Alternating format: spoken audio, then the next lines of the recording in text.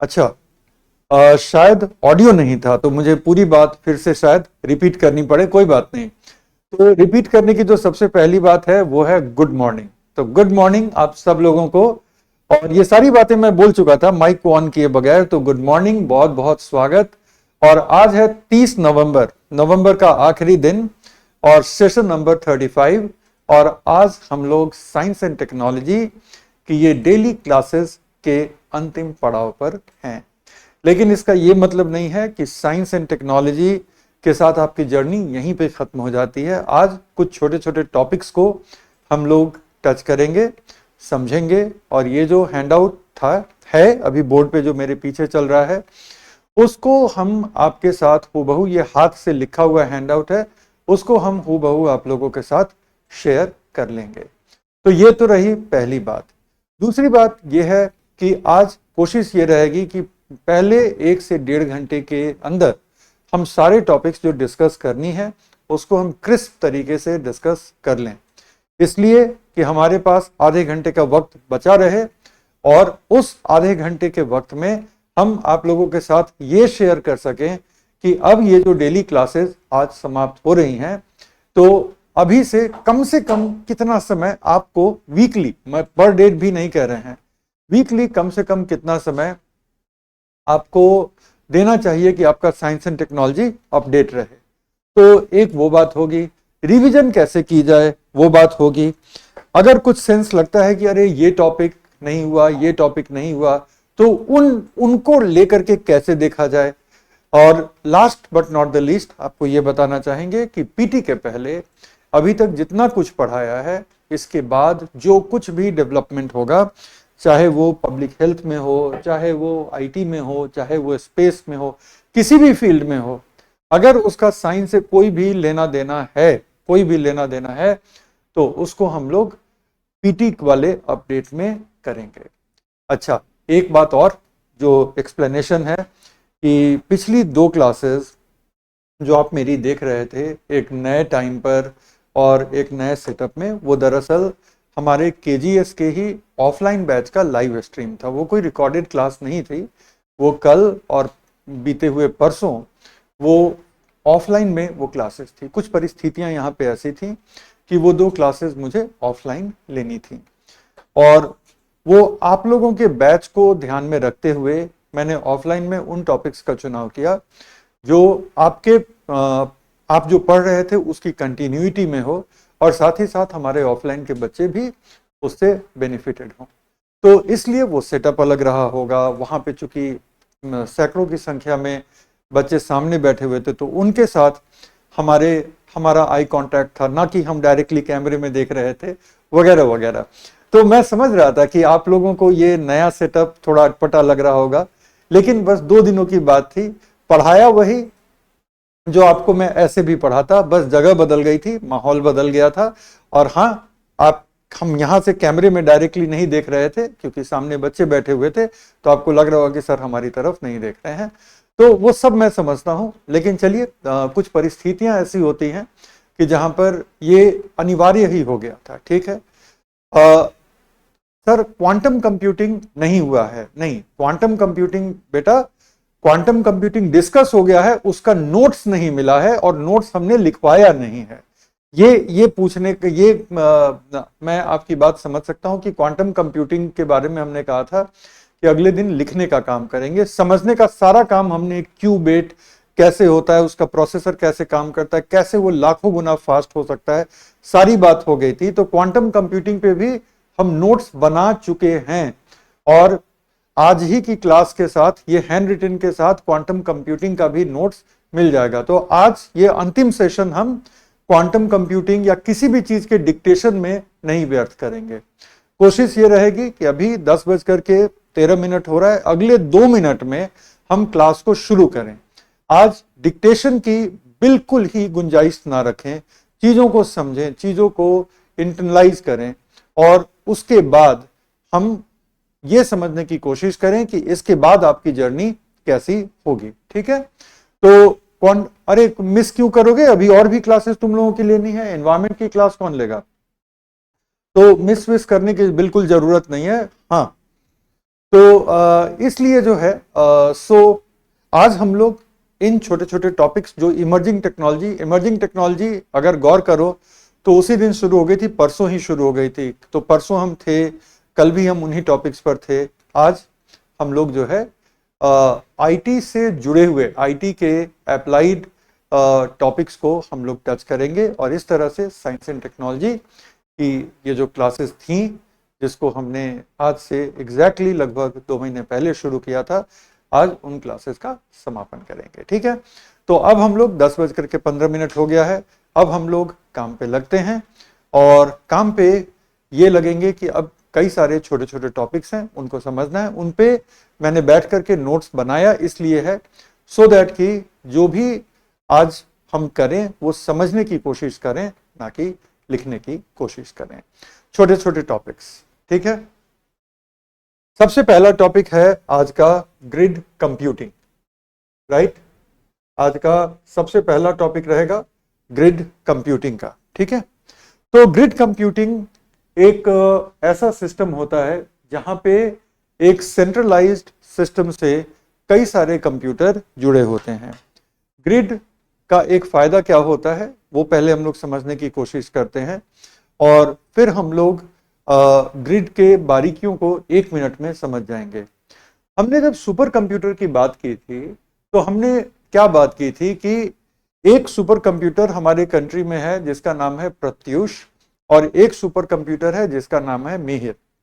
ये दोनों super computer अपने आप में भी काफी कैपेबल सुपर कंप्यूटर हैं।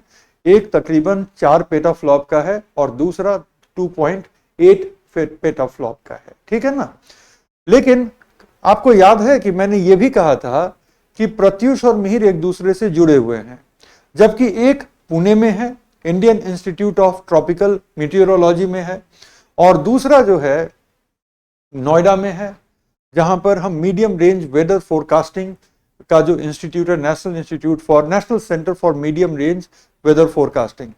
और मैंने ये कहा था कि प्रत्यूष और मिहिर जब कंबाइन हो जाते हैं तो उनकी कंबाइंड कैपेसिटी जो होती है वो हो जाती है 6.8 पेटाफ्लॉप की। इंडिविजुअली वो 4 और 2.8 पेटाफ्लॉप के हैं। इंडिविजुअली काम भी करते हैं, but at the same time Pratyush और मिहिर एक दूसरे से कनेक्ट भी हो सकते हैं। तो एक ऐसा सिस्टम, ठीक है, एक ऐसा सिस्टम जिसमें दो से ज्यादा कंप्यूटर एक दूसरे के साथ जुड़े हुए हैं और उनकी कैपेसिटी कंबाइन हो जाती है, और इस तरह से कम कैपेसिटी के भी कंप्यूटर को जोड़ जोड़ करके हम एक बहुत ही ज्यादा कैपेबल सिस्टम बना लेते हैं।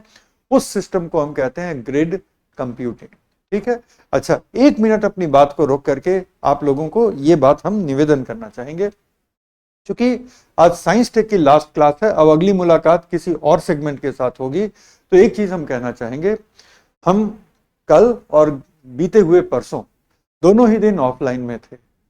आपने भी नोटिस किया होगा कि जब हम बात कर रहे थे क्लास में, एक भी बच्चे ने आपस में बात नहीं की, और जब तक कि मैंने ये नहीं कहा कि चलिए आप अपना सवाल पूछिए, तब तक एक भी बच्चे ने सवाल नहीं पूछा, राइट। ये लेवल ऑफ डिसिप्लिन था। वहां भी बहुत बड़ी संख्या में बच्चे बैठे थे, लेकिन एक भी बच्चे ने बिना कहे सवाल नहीं पूछा, और आपस में तो बातचीत की नौबत भी नहीं थी। बहुत कुछ अगर इंटरेस्टिंग बात हो गई तो एक बच्चा दूसरे की तरफ देख करके मुस्कुरा देता था, बस, और उतना तो क्लास में चलता है।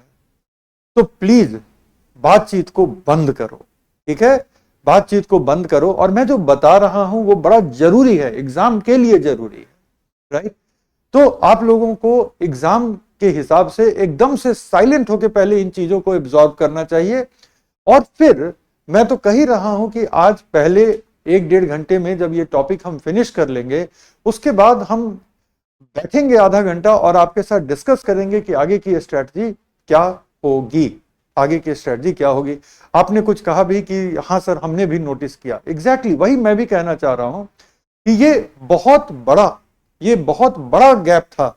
मुझे यही लगा कि ऑफलाइन के बच्चों का आउटपुट तो ऐसे ही आप लोगों से बेटर हो जाएगा, क्योंकि देखो जो चैट कर रहे हैं वो अपना नुकसान कर रहे हैं, लेकिन दूसरों का भी ध्यान बटा रहे हैं, दूसरों का भी ध्यान उसमें जा रहा है। तो चलो, अभी कोई मैं टेलीग्राम चैनल नहीं बता रहा, अभी मैं कोई नहीं बता रहा कि मेरी कौन सी बुक कब आएगी, वो सब आप लोगों को पता चल जाएगा। अभी हम लोग सिर्फ और सिर्फ ग्रिड कंप्यूटिंग पर फोकस्ड हैं और मुझे कुछ नहीं दिखेगा, ठीक है। तो चलो, लेट अस स्टार्ट। तो ग्रिड कंप्यूटर के बारे में हम ये कह रहे थे कि ग्रिड कंप्यूटर एक ऐसा सिस्टम है जिस सिस्टम में एक से ज्यादा कंप्यूटर्स को जोड़ करके, एक से ज्यादा कंप्यूटर्स को जोड़ करके एक बड़ा ही पावरफुल सिस्टम बनाया जाता है। उस सिस्टम को हम ग्रिड कंप्यूटर कहते हैं। तो एक तरह से अगर देखा जाए तो बगैर सुपर कंप्यूटर डेवलप किए भी कुछ अच्छे खासे पावरफुल कंप्यूटर को जोड़ जोड़ करके हम सुपर कंप्यूटर के लेवल का बेनिफिट उठा सकते हैं।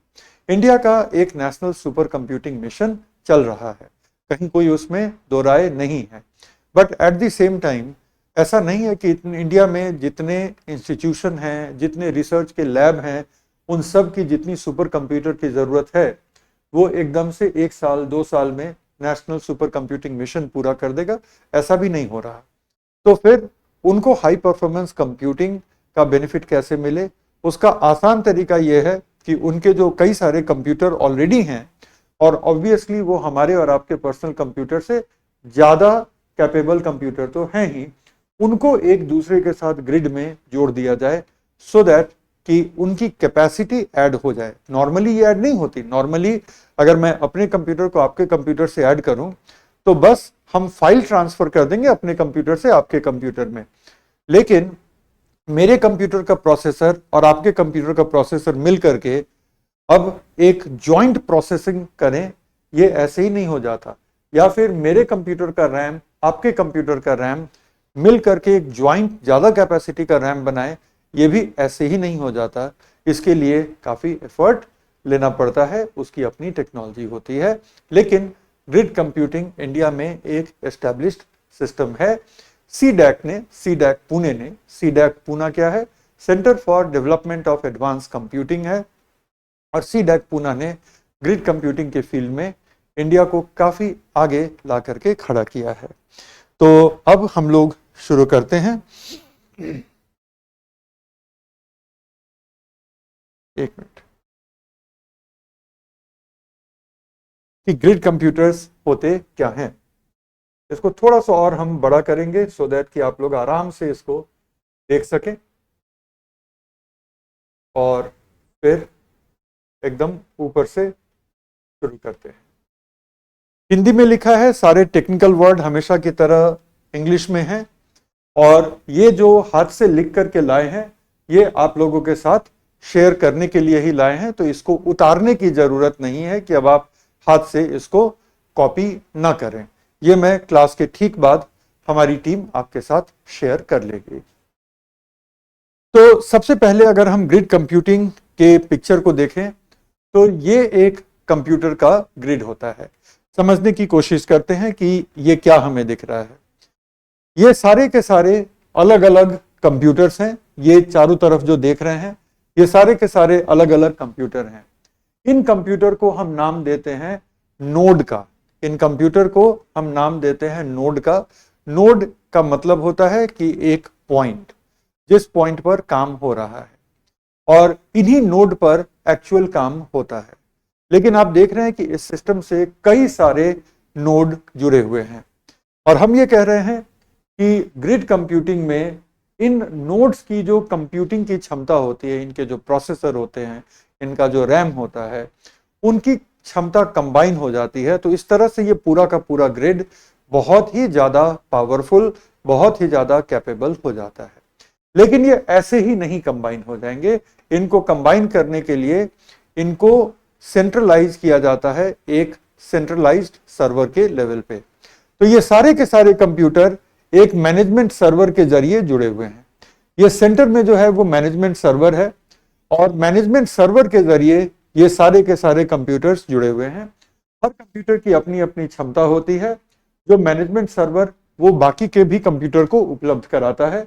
तो मान लो कि इसकी क्षमता, एक एग्जांपल दे रहे हैं कि इसका रैम 128 जीबी का, एकदम हाई परफॉर्मेंस ये अपने आप में है। नॉर्मल हमारे आपके कंप्यूटर 8 जीबी 16 जीबी की रैम के होते हैं, ये 128 जीबी है। और यहां पर हम देख रहे हैं कि कई सारे हैं, 1 2 3 4 5 6 7 तो यही दिख रहे हैं। तो 128 मल्टीप्लाइड बाई 7, तो इतने सारे रैम हैं, इन सब की क्षमता को ऐड कर दो, इन सब के प्रोसेसर की क्षमता को ऐड कर दो, और वो ऐड करके और वो बाकी सबको उपलब्ध करा दो। तो एक तरह से अगर आप देखो तो आप यहां पर ये देखते हैं कि सबके सबके पास खुद का अपना रैम 128 जीबी है, लेकिन इन सब के पास अवेलेबल रैम जो है तकरीबन 1024 जीबी है। ठीक है, क्यों? क्योंकि बाकियों की भी क्षमता इसको उपलब्ध है। बाकियों की क्षमता इसको किसने उपलब्ध कराई? बाकियों की क्षमता उपलब्ध कराई इस मैनेजमेंट सर्वर ने। और साथ ही साथ मैनेजमेंट सर्वर की अपनी भी क्षमता होती है जो बाकियों को उपलब्ध होती है। तो इस तरह से पूरा का पूरा एक कैपेबल सिस्टम बन जाता है। फिर क्या होता है कि टास्क को छोटे छोटे हिस्सों में बांट करके ग्रिड के अलग अलग नोड को अवेलेबल करा दिया जाता है। तो ये सब मैनेजमेंट सर्वर से टास्क डेटा जाता है अलग अलग प्रोसेस नोड को। प्रोसेस नोड उसको प्रोसेस करते हैं, उसको उस टास्क को कंप्लीट करते हैं और फिर वापस टास्क कंप्लीटेड यहां हम भेज देते हैं। ठीक है ना? तो ये है हमारा ग्रिड कंप्यूटर। तो एक मैनेजमेंट सर्वर प्रबंधन सर्वर के माध्यम से जुड़े कंप्यूटरों का एक ऐसा तंत्र, ठीक है, कंप्यूटरों का एक ऐसा तंत्र जहां कंप्यूटिंग क्षमता, संसाधन एवं सूचना साझा किए जाते हैं। क्या क्या साझा किए जाते हैं? कंप्यूटिंग क्षमता साझा की जाती है, कंप्यूटिंग संसाधन जो है रैम वगैरह वो साझा किए जाते हैं, और जो डेटा है इस कंप्यूटर में जो डेटा स्टोर है वो दूसरे कंप्यूटर को भी उपलब्ध होगा। तो इसका मतलब है कि ग्रिड से सारे कंप्यूटर को हम नहीं जोड़ते, ग्रिड से हम उन कंप्यूटर्स को जोड़ते हैं। ठीक है, ग्रिड से हम उन कंप्यूटर्स को जोड़ते हैं जिन पर हम विश्वास कर सकते हैं, क्योंकि जो कंप्यूटर ग्रिड से जुड़ा उसके पास वो सारा इंफॉर्मेशन होगा जो आपके कंप्यूटर में सेव है, तो जहां पे सूचना शेयर होते हैं। और इसके दो कंपोनेंट होते हैं। कौन कौन से दो कंपोनेंट हैं? पहला तो प्रबंधन सर्वर और दूसरा कार्य बिंदु, जिसको हम कहते हैं प्रोसेस नोड। प्रोसेस नोड कुछ और नहीं बल्कि ग्रिड से जुड़े हुए कंप्यूटर हैं, और प्रबंधन सर्वर के साथ, मैनेजमेंट सर्वर के साथ इन कंप्यूटर्स का दो तरफा संवाद चल रहा होता है। दो तरफा मतलब कि प्रबंधन सर्वर इनको टास्क देता है और ये टास्क को कंप्लीट करके प्रबंधन सर्वर को भेजते हैं। ठीक है, अब सबसे पहली बात है कि इसमें क्या क्या संसाधन साझा किए गए हैं।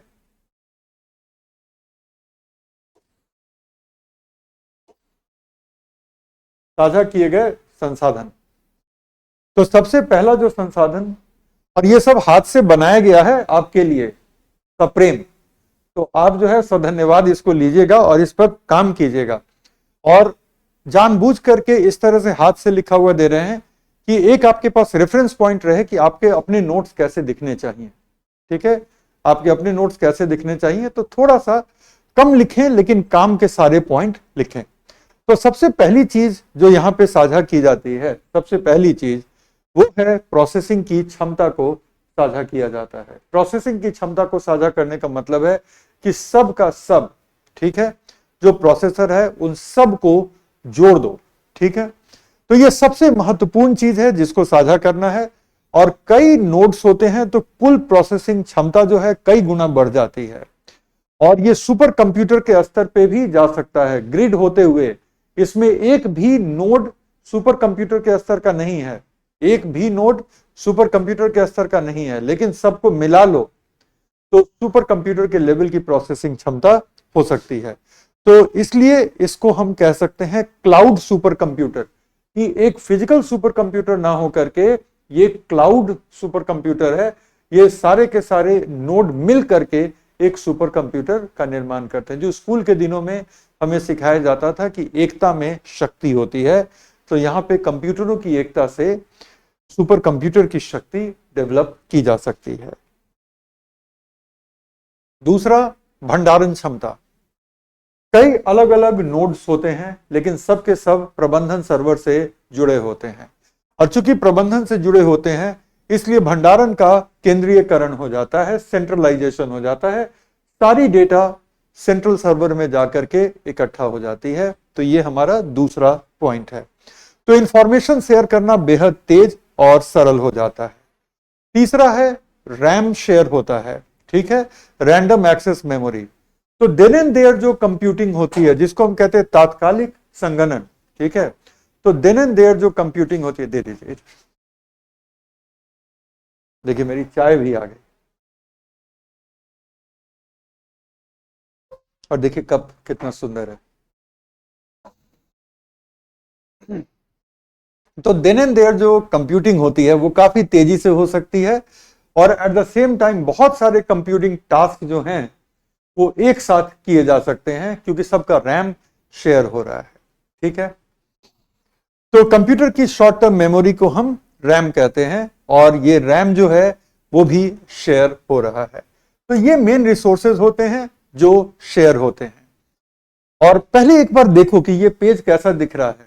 मैं अपने आप की तारीफ बिल्कुल नहीं कर रहा, लेकिन अगर आप ऐसे नोट्स बनाओगे तो मैं आपकी तारीफ करूंगा, ठीक है। एक बार आप लोग देख ही लो कि ये मेरा नोट्स ऐसे दिखता है।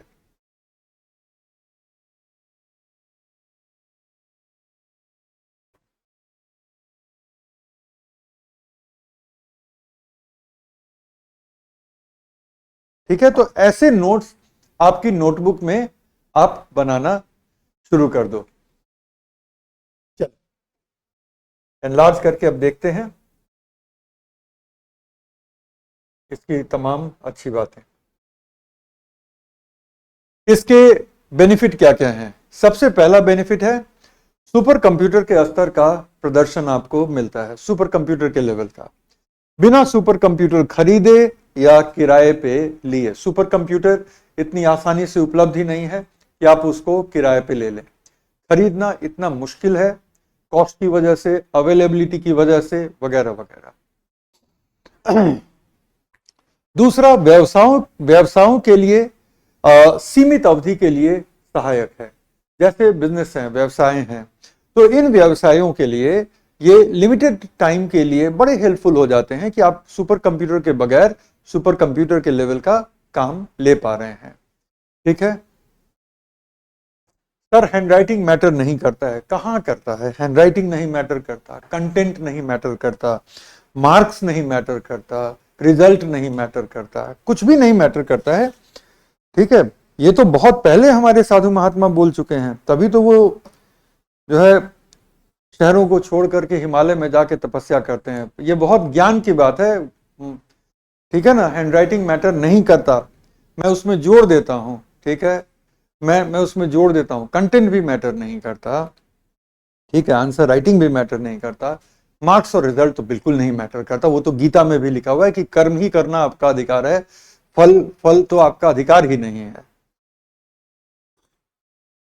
जितने लोग इस तरह के आध्यात्मिक हैं, आज लास्ट के आधे घंटे में बता दीजिएगा कि सर हम थोड़े आध्यात्मिक मिजाज के हैं, तो हिमालय में कुछ अच्छी जगहों का हम पता बता देंगे जहां पे आप जाकर के साधना कर सकते हैं। बाकी लोग जो कि इसी दुनियादारी में फंसे रहना चाहते हैं, तो हैंडराइटिंग मैटर करता है, क्योंकि एक इंसान कॉपी चेक कर रहा होता है।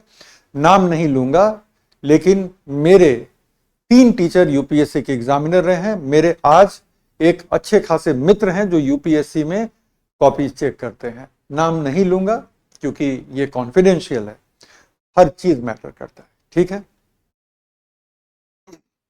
चलिए, दूसरा लाभ यह है कि बड़े आकार के डेटा फाइलों का रियल टाइम उपलब्ध होना। जैसे कि मल्टी इंस्टीट्यूशन रिसर्च चल रहा है, डीआरडीओ के इंडिया में 23 ऐसे लैब हैं जहां पर बहुत कॉम्प्लेक्स रिसर्च चल रहे हैं। वहां पे रिसर्च का इतना ज्यादा डेटा है कि आप भूल जाएं कि ईमेल और क्लाउड के जरिए उन डेटा को ट्रांसफर कर सकते हैं, और वो थोड़ा अनसेफ भी है, वो डेटा चोरी भी हो सकती है। अगर ये सारे कंप्यूटर ग्रिड से जुड़े हुए हैं तो ये बड़े फाइल्स इजीली रियल टाइम उपलब्ध होते हैं, एज इफ कि वो आपके अपने कंप्यूटर में इंस्टॉल हैं और कहीं नहीं। ठीक है, तो बहुसंस्थानीय अनुसंधान में जैसे इसरो, जीनोम प्रोजेक्ट, रक्षा अनुसंधान में इसकी जरूरत होती है। फिर बहुशाखा व्यवसायों में जैसे कि बैंकों में, वित्तीय संस्थानों में, आपको क्या लगता है कि स्टेट बैंक ऑफ इंडिया बगैर ग्रिड के काम कर पाएगा? इंडिया का सबसे बड़ा बैंक है। आईसीआईसीआई प्राइवेट सेक्टर का सबसे बड़ा बैंक है, बगैर कंप्यूटरों के ग्रिड के काम कर पाएगा? आपका खाता कोयंबटूर में हो, ठीक है, आपका खाता कोयंबटूर में हो और आप कानपुर में बैठ करके रियल टाइम उसको बैंक में जाकर के ऑपरेट कर सकते हैं, एज इफ कि वो वहीं के कंप्यूटर में सेव था, कोई डिले नहीं होती। तो बहु शाखा व्यवसायों में भी इसकी बहुत ज्यादा जरूरत पड़ती है। फिर एक और फायदा है, जो छोटे संस्थान हैं जिनका बजट कम होता है, ठीक है, तो जो छोटे संस्थान हैं जिनका बजट कम होता है, उनको कम ही बजट में एचपीसी, ठीक है, कम ही बजट में एचपीसी का काम हो जाता है। ठीक है, सुरक्षा की चिंता, ठीक है, तो याद करिएगा कल की साइबर सिक्योरिटी वाले क्लास में हम इसी का जिक्र कर रहे थे, स्टक्सनेट, जिसको अमेरिका ने इजराइल के जरिए ईरान के न्यूक्लियर पावर प्रोग्राम को तहस नहस करने के लिए यूज किया था। तो वो स्टक्सनेट इतनी बखूबी इसलिए काम कर पाया क्योंकि ईरान ने अपने सारे न्यूक्लियर पावर प्लांट, सारे के सारे न्यूक्लियर पावर प्लांट के जो मेन कंप्यूटर थे उनको ग्रिड से जोड़ रखा था। तो ग्रिड के एक पॉइंट में मैलवेयर आपने इंट्रोड्यूस कर दिया तो वो पूरे ग्रिड में फैल करके वो अपना काम कर जाता है, राइट। तो सुरक्षा की चिंता यह है कि प्रबंधन सर्वर अगर हैक हो गया तो जितने नोड कंप्यूटर हैं उनकी सुरक्षा पर प्रश्न चिन्ह लग जाता है। और दूसरा, नोड की सुरक्षा की, नोड से वायरस प्रबंधन सर्वर के माध्यम से पूरे तंत्र में फैल सकता है। ज्वलंत उदाहरण स्टक्सनेट। डन। और अब लास्ट में थोड़ा सा जान लीजिए कि इंडिया का एक पुराना प्रोग्राम है ग्रिड कंप्यूटर्स का जिसका नाम है गरुड़, ठीक है। तो गरुड़ की कुछ बातें अब हो जाएं।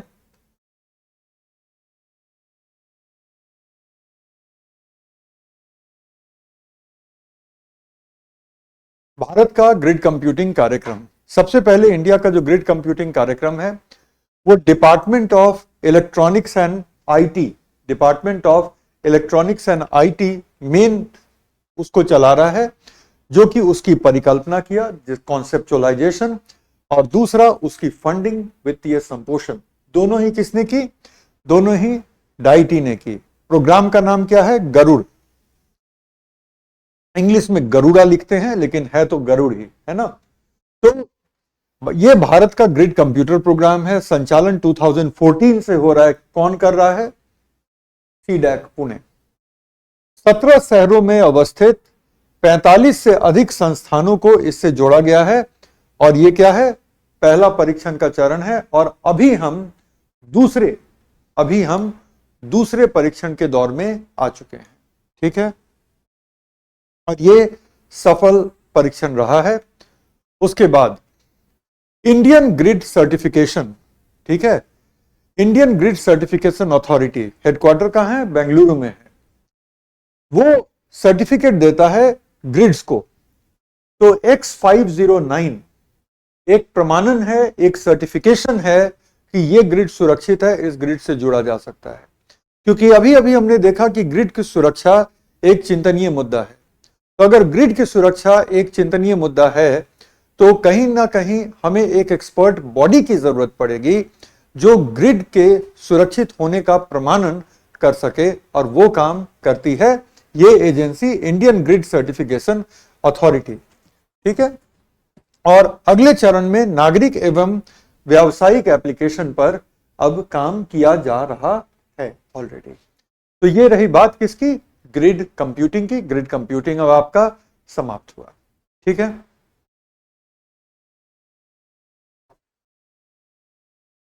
इंटरनेट ऑफ थिंग्स और स्मार्ट होम हमने ऑफलाइन में पढ़ लिया है, लेकिन मैंने कुछ डायग्राम वहां पे कम बनाए थे, तो मैंने ये सोचा कि कुछ डायग्राम के जरिए ये हम आप लोगों को एक बार रिवाइज करा देंगे। तो रिवाइज करने में बड़ा कम वक्त लगेगा, लेकिन ये डायग्राम बड़े शानदार हैं और इसको फिर हम आपके साथ शेयर भी कर लेंगे।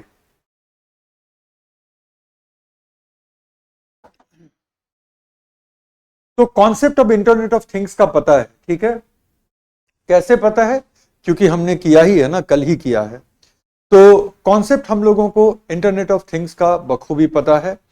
साथ ही साथ हमें स्मार्ट होम का भी कॉन्सेप्ट बखूबी पता है, बल्कि कल हमने स्मार्ट स्टोर्स का भी कॉन्सेप्ट किया था और हमने Amazon Go की भी कहानी सुनी थी कि कैसे वो काम करता है, ठीक है। तो आगे चलते हैं। ये देखो, ये मैं दिखाना चाह रहा था, इसको थोड़ा सा छोटा कर दें ताकि ये पूरा का पूरा स्क्रीन पे आ जाए। देखो, यही मैं दिखाना चाह रहा था कि अगर हम इंटरनेट ऑफ कंप्यूटर्स की बात करते हैं तो उसका मतलब होता है कि दुनिया में कई लाख सर्वर हैं जो कि कई करोड़ क्लाइंट डिवाइसेस, जो कि कंप्यूटर हो सकता है, मोबाइल डिवाइसेस हो सकता है, उसको इंफॉर्मेशन देते हैं और कई बार उससे दो तरफा एक्सचेंज करते हैं। दो तरफा एक्सचेंज, जैसे कि आप फेसबुक में कुछ पोस्ट कर सकते हैं तो आपने उनके सर्वर पे कुछ क्रिएट कर दिया, फेसबुक पे किसी ने पोस्ट किया है तो आप उस पर कमेंट कर सकते हैं। तो सर्वर के साथ दो तरफा इंटरैक्शन हो सकता है। तो ये जो सूचना के आदान प्रदान का जो सिस्टम है, उस सूचना के आदान प्रदान के सिस्टम को हम क्या कहते हैं? इंटरनेट ऑफ कंप्यूटर्स कहते हैं, जिसमें कंप्यूटर और कंप्यूटर जैसे काम करने वाले डिवाइसेस जैसे आईपैड, टैबलेट, मोबाइल डिवाइसेस, ये सब जो कनेक्ट होते हैं उसको इंटरनेट ऑफ कंप्यूटर्स कहते हैं। अब हम बात आते हैं इंटरनेट ऑफ थिंग्स की, ठीक है। इसको अब थोड़ा सा बड़ा करें और आप देख लें कि हम हमेशा ऐसे ही नोट्स बनाते हैं, वो भर भर के पैराग्राफ वाले नोट्स हम नहीं बनाते और इसमें सारी काम की चीजें आ जाती हैं, राइट। तो चल इंटरनेट ऑफ थिंग्स पर। इंटरनेट ऑफ थिंग्स का मतलब है कि माइक्रो प्रोसेसर का मतलब है कंप्यूटर चिप। तो माइक्रो प्रोसेसर या कंप्यूटर से नियंत्रित उपकरण या वाहन इत्यादि के बीच इंटरनेट के माध्यम से सतत संपर्क की स्थापना, सूचना का आदान प्रदान और निर्देश अनुपालन का आदान प्रदान, तीन चीजें ये करते हैं। सबसे पहले तो इन डिवाइसेस को माइक्रो प्रोसेसर से नियंत्रित होना चाहिए, माइक्रो प्रोसेसर से कनेक्ट होना चाहिए और उसके बाद हमेशा ही कंटिन्यूअस ये कनेक्शन में रहेंगे, सतत संपर्क में रहेंगे, एक दूसरे के साथ सूचना का आदान प्रदान करेंगे और फिर निर्देश और उसका अनुपालन करेंगे, कमांड एंड एग्जीक्यूशन करेंगे, ठीक है।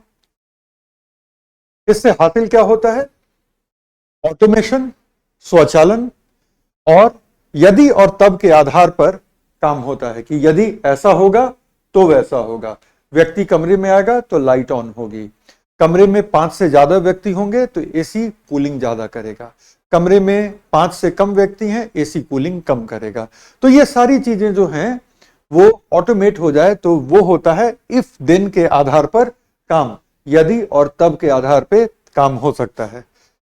बेनिफिट, काम का बोझ कम होता है, समय की बचत और सुविधाजनक सिस्टम है। शारीरिक और मानसिक रूप से जो लोग कम सक्षम हैं, जैसे कि बुजुर्ग लोग हैं कि अब हर चीज के लिए वो टेबल से, कुर्सी से और बेड से उठ करके नहीं जा सकते हैं, तो बहुत सारी चीजें ऑटोमेट हो जाएंगी उनके जीवन में। कुछ चीजें वो वॉइस कमांड से बोल करके कर सकते हैं, तो ऑब्वियसली ये एक बहुत ही इजी और हेल्पफुल सिस्टम उनके लिए भी रहेगा।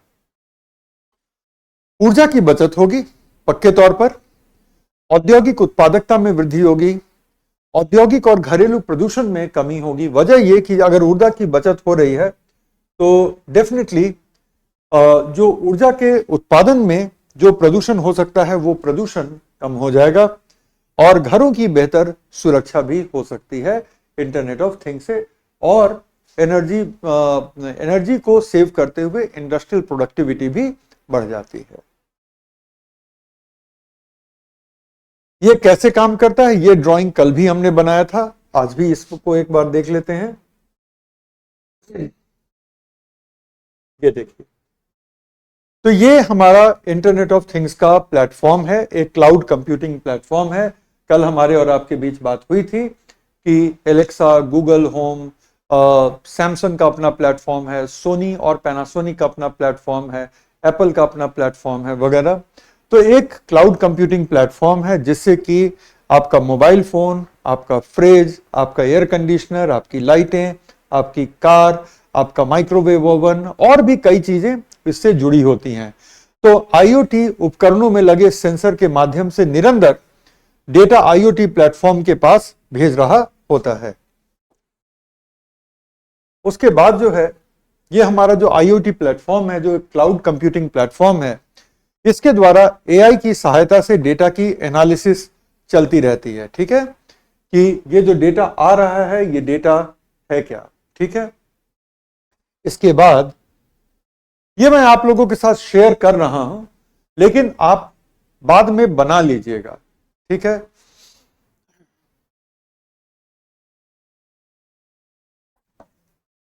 इसके बाद क्या है कि आईओटी प्लेटफॉर्म से इन आईओटी उपकरणों को निर्देश भेजा जाता है। आईओटी प्लेटफॉर्म से आईओटी उपकरणों को कमांड भेजे जाते हैं जिनसे कि उनका नियंत्रण होता है। तो फर्स्ट स्टेप में कनेक्ट होकर के ये डिवाइसेस आईओटी को खबर भेजते हैं और आईओटी उस डेटा को एनालाइज करता है और उस बेसिस पे जिस डिवाइस से जिस तरह का काम लेना है उसको कमांड भेज करके उस तरह का काम लिया जाता है। ठीक है,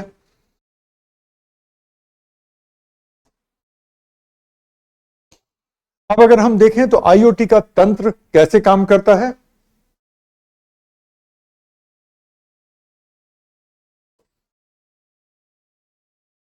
ये सारे के सारे डिवाइसेस हैं। तो पहली बात तो ये है कि ये डिवाइसेस आपस में बात कर रहे होते हैं। ठीक है, D1 device 1, D2 device 2, D3, D4, DN आपस में बात करने के लिए या तो ये ब्लूटूथ का इस्तेमाल करेंगे या नियर फील्ड कम्युनिकेशन का इस्तेमाल करेंगे। इंटरनेट के जरिए ये कंट्रोल इंटरफेस से जुड़े हुए हैं जो कि है हमारा आईओटी का प्लेटफॉर्म। आईओटी का प्लेटफॉर्म यूजर को सूचना देगा, यूजर से निर्देश लेगा और फिर ये इन डिवाइसेस को निर्देश देगा। कई बार आईओटी प्लेटफॉर्म इन डिवाइसेस को स्वचालित तरीके से निर्देश देगा। ठीक है ना। Example, Google home, Amazon Alexa, Apple smart home. IoT की सक्षम बनाने वाली प्रौद्योगिकी क्या क्या है? माइक्रो प्रोसेसर से नियंत्रित होने वाले उपकरण, मशीन, वाहन वगैरह। नियंत्रण पटल के लिए ये एक ऐप जो ज्यादातर परिस्थितियों में, या फिर वेबसाइट, और प्रोग्रामिंग लैंग्वेज आपको ऐसा रखना होगा कि वो सारे उपकरणों के लिए स्वीकार्य हो। ऐसा नहीं हो सकता कि आप एक ऐसे प्रोग्रामिंग लैंग्वेज में काम करें कि जिससे कि टीवी कंट्रोल हो जाए और लाइट कंट्रोल ना हो। तो एक यूनिवर्सल प्रोग्रामिंग लैंग्वेज बनाने की जरूरत होती है जो कि आईओटी के सारे कंपोनेंट को वो कनेक्ट कर सके। वायरलेस इंटरनेट कनेक्टिविटी, फिलहाल तो वाईफाई जो रेडियो तरंगों से संचालित होती है, और धीरे धीरे अब विदेशों में Li-Fi, that is light Fidelity, जहां पे प्रकाश की तरंगों में थोड़ी थोड़ी तब्दीली करके भी सूचना भेजी जा सकती है, और लाइफाई के अपने सेंसर होते हैं। तो धीरे धीरे लाइफाई का भी इस्तेमाल शुरू हो गया है, और सभी डिवाइसेस के बीच तथा डिवाइस एवं कंट्रोल पैनल के बीच इस तरह से वायरलेस कनेक्टिविटी बना रहता है। फिर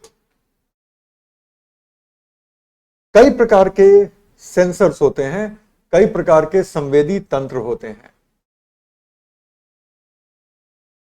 जैसे कि वॉइस कमांड सेंसर, ध्वनि निर्देश, मोशन सेंसर, आप मूव कर रहे हैं उसका सेंसर, ठीक है, लाइट सेंसर, कंप्यूटर विजन, और पांचवी जरूरत होती है data processing and programmed command की। डेटा प्रोसेसिंग अक्सर आर्टिफिशियल इंटेलिजेंस से होता है। तो आर्टिफिशियल इंटेलिजेंस कोई ऐसी टेक्नोलॉजी नहीं है कि वो 2022 में ही इजाद हुई। 2022 में आर्टिफिशियल इंटेलिजेंस आम लोगों के लिए लॉन्च हुई, लेकिन कंपनियों के लिए अलग अलग खास उद्देश्यों के लिए तमाम तरीके के आर्टिफिशियल इंटेलिजेंस पहले से भी बने हुए थे, पहले से भी काम कर रहे थे। तो आईओटी में आर्टिफिशियल इंटेलिजेंस डेटा प्रोसेसिंग करता है और फिर पहले एक बार आप कमांड दे दीजिए कि अगर ऐसा हो तो वैसा करना, तो इफ देन के आधार पर स्वजनित मींस ऑटोमेटेड निर्देश जिसका कि वो डिवाइसेस अनुपालन करते हैं। और आईओटी का एक शानदार एप्लीकेशन होता है स्मार्ट होम्स। आईओटी के आधार पर बनाया गया उपकरणों और घरेलू क्रियाकलापों, घरेलू एक्टिविटीज का एक ऐसा तंत्र जहां पर कई काम ध्वनि निर्देश से नियंत्रित होते हैं या इंटरडिपेंडेंट होते हैं। मतलब कि घर से निकल गए तो एसी ऑफ हो जाएगी, तो वो इंटरडिपेंडेंट है, घर से जब तक नहीं निकलेंगे एसी नहीं ऑफ होगी। या फिर स्वचालित होते हैं कि सुबह हो जाए तो खिड़की के पर्दे ऊपर कर दो, शाम हो जाए तो धीरे धीरे पर्दों को नीचे कर दो। तो ये सारा काम जो है या तो स्वचालित हो सकती है या इंटरडिपेंडेंट हो सकती है या ध्वनि निर्देश से नियंत्रित हो सकती है। इन सारे पॉइंट्स को यूज करके आप बहुत शानदार आंसर भी बना सकते हैं अगर आप बनाना चाहेंगे तो। 5 फीचर होते हैं। अधिकांश उपकरण आईओटी के माध्यम से जुड़े होंगे। हाई लेवल की ऑटोमेशन होती है, कई लेवल की इंटर कनेक्शन होती है, बहुस्तरीय अंतर संबंध होता है। एज ए रिजल्ट ऊर्जा की खपत में कमी होती है। अब आप मान लो एक सीढ़ी है, मान लो कि उसमें 10 स्टेप हैं और किसी भी समय वो 10 स्टेप में से 2-3 स्टेप की ही एलईडी ऑन हो, बाकी ऑफ रहे। आप जहां पे खड़े हैं और उसके आगे के 2-3 स्टेप के अगर एलईडी ऑन हो और पीछे के सारे ऑटोमेटिकली ऑफ होते रहें और जब तक कि कोई सीढ़ी के पास ना आए तब तक उसमें से एक भी लाइट ऑन ना हो, तो आप समझ सकते हैं कि कितनी ज्यादा ऊर्जा की बचत होगी। और तमाम ऐसी छोटी बड़ी चीजों से, आप रूम से बाहर निकले लाइट ऑफ हो गई, तो ऊर्जा की बचत बहुत ज्यादा होती है और कहीं ना कहीं ये एक बेहतर सुरक्षा का भी नेटवर्क बनाता है। तो ये होता है स्मार्ट होम का सिस्टम। कल ये सब कराए थे, लेकिन मैंने सोचा कि एक थोड़ा सा माइंड मैप टाइप का आप लोगों को दे देंगे और थोड़ा सा उसके जरिए रिवीजन करा देंगे, तो ये ज्यादा कॉन्क्रीट हो जाएगा। स्मार्ट होम में प्रोसेस ऑटोमेशन, प्रक्रिया स्वचालन होती है और इंक्रीज्ड प्रोसेस एफिशिएंसी, मतलब कि उन्नत लेवल की प्रक्रिया कुशलता या प्रक्रिया दक्षता होती है कि एग्जैक्टली जब जिस काम को होना है एग्जैक्टली उस तरीके से होती है। प्रोसेस ऑटोमेशन, उसके लिए आश्रित स्वचालन होती है कि जब भी कोई घटना होती है, जब भी किसी शर्त की पूर्ति होती है या किसी प्रकार का निर्देश प्राप्त होता है, तो स्वतः एक नई प्रक्रिया शुरू हो जाती है। दूसरा है इंक्रीज्ड प्रोसेस एफिशिएंसी, आवश्यकता के अनुसार कार्य की दक्षता। जैसे कि हमने देखा कि रूम में 5 लोग हों तो एसी ज्यादा तेज चलेगा, रूम में कम लोग हों तो एसी कम चलेगा। तो प्रोसेस की एफिशिएंसी अपने आप इंप्रूव हो जाती है। अब सोचो सिनेमा थिएटर में आज की तारीख में अगर कोई फिल्म फ्लॉप हो गई तो सिनेमा थिएटर में जाएंगे आप तो देखेंगे कि 10 लोग बैठे हुए हैं, लेकिन एसी उसी स्ट्रेंथ के साथ चल रही है। अगर यही स्मार्ट सिनेमा थिएटर होता तो जितने लोग हैं उस हिसाब से एसी चल रही होती, ताकि एक तो है कि उन 10 लोगों को अनकंफर्टेबल लग रहा होगा उतना तेज एसी, दूसरी तरफ सिनेमा हॉल के द्वारा बहुत ज्यादा बिजली की वेस्टेज हो रही है। ठीक है, तो सेंसर्स तो हमने बात की ना कि सेंसर्स होते हैं, कंप्यूटर विजन होता है, बहुत सारी चीजें होती हैं। तो वही एसी वाली एग्जांपल दे दी कि एक एसी जो कमरे में उपस्थित लोगों की संख्या के आधार पर कूलिंग किया करेगा। अब थोड़ा सा लाईफाई के बारे में भी जान लीजिए। लाईफाई कल नहीं बताया था, आईओटी खत्म हो गया, स्मार्ट होम खत्म हो गया, कल बताए ही थे, एक बार उसको रिवीजन करा दिए। अब लाईफाई के बारे में एक पेज में चीजों को सीख लीजिए, एक पेज काफी है। सर डार्क वेब कब पढ़ाएंगे? डार्क वेब अभी नहीं पढ़ाएंगे, अगर डार्क वेब को लेकर के कोई नई डेवलपमेंट होती है, कोई नया सिक्योरिटी थ्रेट होता है, तब करेंगे, ठीक है ना। एक चीज याद रखिएगा, किसी भी सब्जेक्ट एरिया में टॉपिक्स अनंत होते हैं, टॉपिक्स अनंत होते हैं। साइंस टेक तो छोड़ दो, इंफॉर्मेशन टेक्नोलॉजी में अनंत टॉपिक्स होंगे, लेकिन हमें हमेशा ही एग्जाम को लेकर के अपनी रेलेवेंस को बनाए रखनी है। तो इससे रिलेटेड अगर कोई ऐसा डेवलपमेंट होता है जैसे कि इसके एग्जाम में आने की संभावना बन जाती है, तो आने वाले वक्त में करा देंगे, उसमें कहीं कोई मना ही नहीं है। और अगर ऐसी संभावना नहीं बनती है तो ये डार्क वेब डार्क में ही रहेगा, कोई जरूरत नहीं है, ठीक है। चलिए, लाइफाई।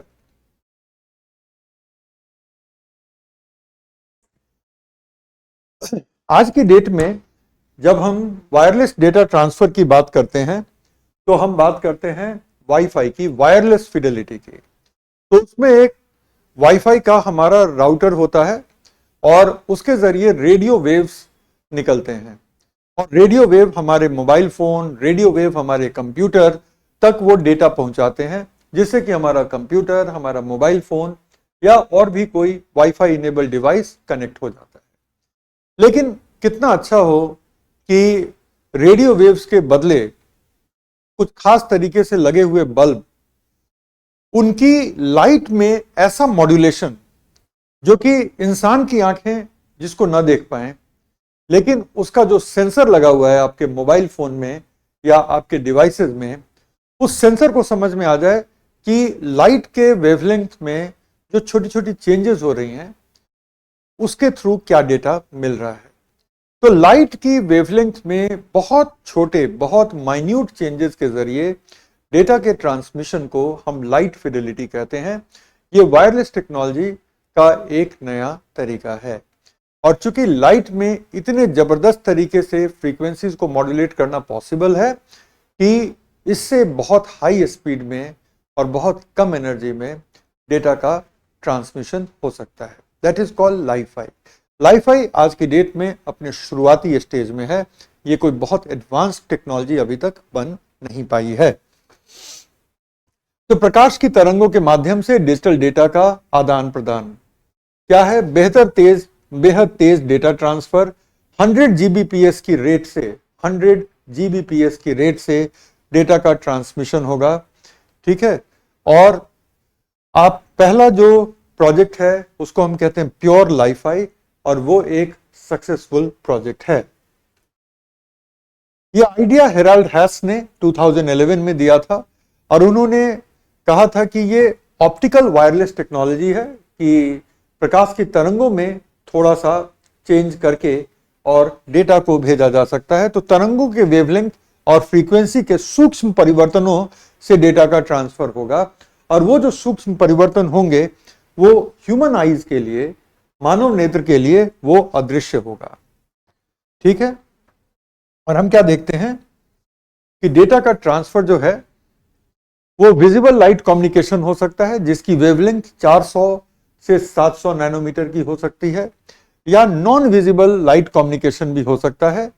लेकिन उसमें चूंकि अल्ट्रावायलेट का इस्तेमाल होगा तो अल्ट्रावायलेट के कुछ दुष्परिणाम हो सकते हैं। तो अल्ट्रावायलेट तो हम देख नहीं रहे हैं। इंफ्रारेड का भी एक प्रॉब्लम है कि अगर इंफ्रारेड का बहुत ज्यादा इस्तेमाल करेंगे तो उससे कमरे का टेम्परेचर बढ़ जाता है। इंफ्रारेड में एक हीट इफेक्ट होता है। तो अभी तक जो भी लाइफाई के सिस्टम को डेवलप किए जा रहे हैं वो विजिबल लाइट कम्युनिकेशन में, जिससे कि टेम्परेचर पे कोई फर्क नहीं पड़ेगा और आप पे कोई बैड इफेक्ट भी नहीं पड़ेगा जो कि अल्ट्रावायलेट से पड़ सकता था। काम कैसे करता है?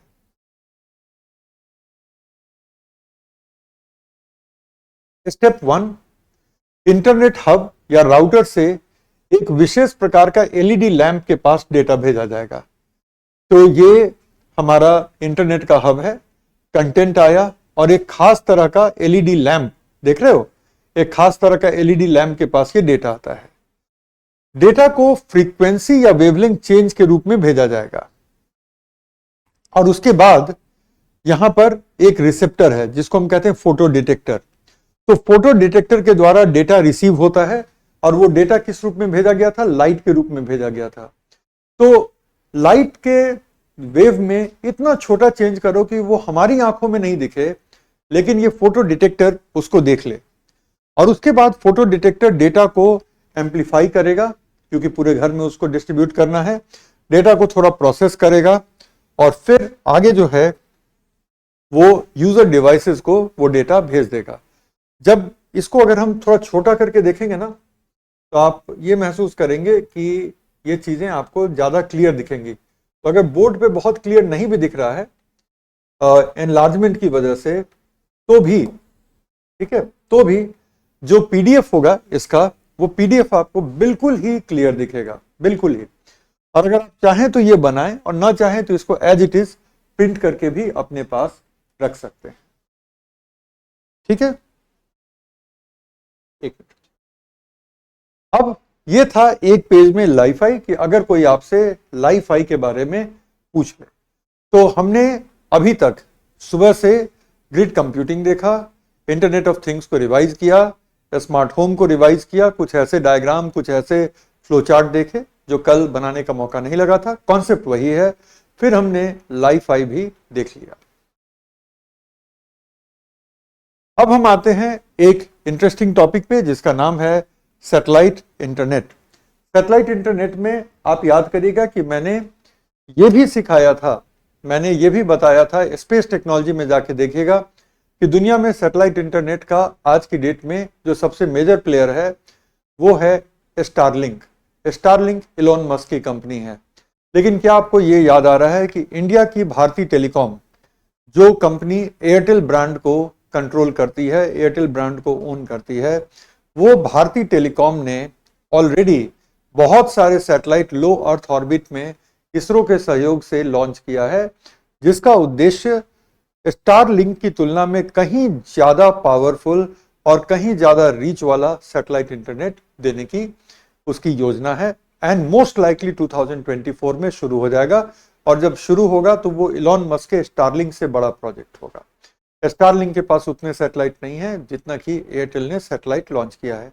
अगर ये चीजें भूल रही हो तो एक बार जाकर के स्पेस टेक्नोलॉजी के क्लास नोट्स को देख लीजिएगा, क्योंकि वो बिल्कुल शुरुआत में ही स्पेस टेक्नोलॉजी हमने की थी, तो वहां पर हमने डिस्कस किया था एयरटेल के इस प्रोजेक्ट के बारे में। वेल, तो सैटेलाइट इंटरनेट का मतलब ये होता है कि आज की डेट में सबसे पहले देखें कि हमें किस किस तरीके से इंटरनेट मिलता है। हमें दो तरीके से इंटरनेट मिलता है। पहला मिलता है वायर्ड इंटरनेट, जिसकी स्पीड बहुत तेज है। फॉर एग्जाम्पल, जिस क्लासरूम, जिस स्टूडियो से हम ये क्लास को स्ट्रीम कर रहे हैं, इस क्लास में वायर्ड इंटरनेट अवेलेबल है। वायर्ड इंटरनेट से हमारा मतलब है कि इंटरनेट जो यहाँ तक ऑप्टिक फाइबर केबल के जरिए आया है। काफी हाई स्पीड इंटरनेट है। मैं समझता हूं कि कुछ भी नहीं होगा तो बड़े आराम से 200 टू 300 MBPS की लाइन यहाँ पे होगी, उससे ज्यादा भी पॉसिबल है। 1 Gbps तो एयरटेल और जियो आराम से देते हैं आपको, है ना। तो ये वायर्ड इंटरनेट है, और वायर्ड इंटरनेट को घर के तमाम डिवाइसेस के साथ आप फिर जोड़ सकते हैं। कैसे? वायरलेस राउटर के जरिए, वाईफाई के जरिए घर के सारे डिवाइस जुड़ जाएंगे। लेकिन आपके घर में जो इंटरनेट आया वो वायर्ड मैकेनिज्म से वो इंटरनेट आता है। दूसरा इंटरनेट है जो आप अपने मोबाइल डिवाइस में एक्टिवेट करके मेरी ये क्लास देख रहे हैं। It is called mobile internet. तो मोबाइल इंटरनेट आपकी टेलीकॉम कंपनी आपको देती है। डिपेंडिंग ऑन द हैंडसेट आपको 4G या 5G का इंटरनेट मिल रहा होगा। ये देना आपकी मोबाइल सर्विस प्रोवाइडर का काम है। उस डेटा के लिए वो आपको पैसे चार्ज करते हैं और आपको एक ब्रॉडबैंड लेवल का इंटरनेट प्रोवाइड कर रहे हैं। तीसरा जो इंटरनेट है जिसकी बात हम कर रहे हैं वो है सैटेलाइट इंटरनेट। सैटेलाइट इंटरनेट में क्या होगा कि इंटरनेट आपके घर तक, ठीक है, इंटरनेट आपके घर तक एक छोटे से एंटीना के जरिए बिल्कुल सैटेलाइट से आएगी। बिल्कुल वैसे ही जैसे आपके घर के छतों पर Airtel, dish TV, Tata sky वगैरह का एंटीना लगा हुआ है और डायरेक्टली सैटेलाइट से आपको सिग्नल मिल रहे हैं, और फिर सैटेलाइट से सिग्नल आपके घर की छत पे लगे हुए एंटीना को मिलता है, और फिर केबल के जरिए वो सेट टॉप बॉक्स पे आता है, और सेट टॉप बॉक्स से वो सिग्नल आपकी टीवी में जाता है। एग्जैक्टली हूबहू उसी तरीके से सैटेलाइट इंटरनेट एक एंटीना के जरिए आपके घर तक इंटरनेट भेजेगा। एंटीना से केबल के जरिए इंटरनेट का सिग्नल आपके एक मॉडेम में जाएगा और मॉडेम वाईफाई से जुड़ा होगा तो घर के सारे डिवाइस कनेक्ट होंगे। तो इसको हम कहते हैं सैटेलाइट इंटरनेट। सैटेलाइट इंटरनेट का एक फायदा यह है कि आप गांव में चले जाएं तो भी इंटरनेट मिल जाएगा, बस आपके पास एंटीना होना चाहिए। तो आप गांव में चले जाएं तो भी इंटरनेट मिल जाएगा। आप में से कुछ लोगों की मेरे से बात हो चुकी है कि आप लोग हिमालय में तपस्या करेंगे तो वहां भी इंटरनेट मिल जाएगा। क्यों ही मिल जाएगा? क्योंकि आप इंडिया में छोड़िए, दुनिया में कहीं रहें, एक पर्टिकुलर डायरेक्शन में एक सैटेलाइट का आपको लिंक मिल ही जाएगा। तो अगर वो इंडिया सेंट्रिक है तो इंडिया में मिलेगा, है ना।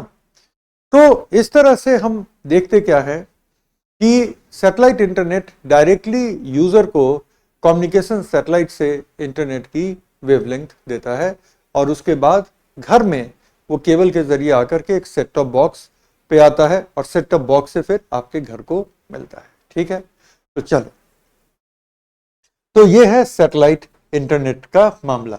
ये देखो पहले, और ये सब छोटे छोटे टॉपिक हैं लेकिन मैंने सोचा कि कर रहे हैं तो ये इंटरेस्टिंग टॉपिक्स हैं, इनको हम लोग फिनिश कर लें। अब ये देखो, ये स्टारलिंक का नेटवर्क है, लगभग 150 सैटेलाइट हैं, ठीक है ना, और वो हमारे पृथ्वी के सरफेस से लगभग 1400 किलोमीटर की हाइट पे पृथ्वी की ऑर्बिट कर रहे हैं। और कितने सैटेलाइट हैं? 150 सैटेलाइट हैं। एयरटेल इससे बहुत बड़ी संख्या में सैटेलाइट को भेजने जा रहा है। तो चाहे वो रूरल एरिया हो चाहे अर्बन एरिया हो, ये सैटेलाइट जो है एंटीना के जरिए, ठीक है, सैटेलाइट एंटीना के जरिए आपके घर तक सिग्नल पहुंचा रहा है। और आपके घर में अगर आप देखें तो एंटीना से एक वाईफाई तक आता है और वाईफाई से फिर रेडियो तरंगों से आपके मोबाइल, आपके कंप्यूटर, आपके टैबलेट तक ये सिग्नल पहुंचता है। तो इसके काम करने का तरीका क्या है? काम करने का तरीका कुछ यूं है कि लो अर्थ ऑर्बिट के सैटेलाइट्स के माध्यम से इंटरनेट कनेक्शन का प्रसारण होता है और एंटीना के माध्यम से सिग्नल को ग्रहण किया जाता है।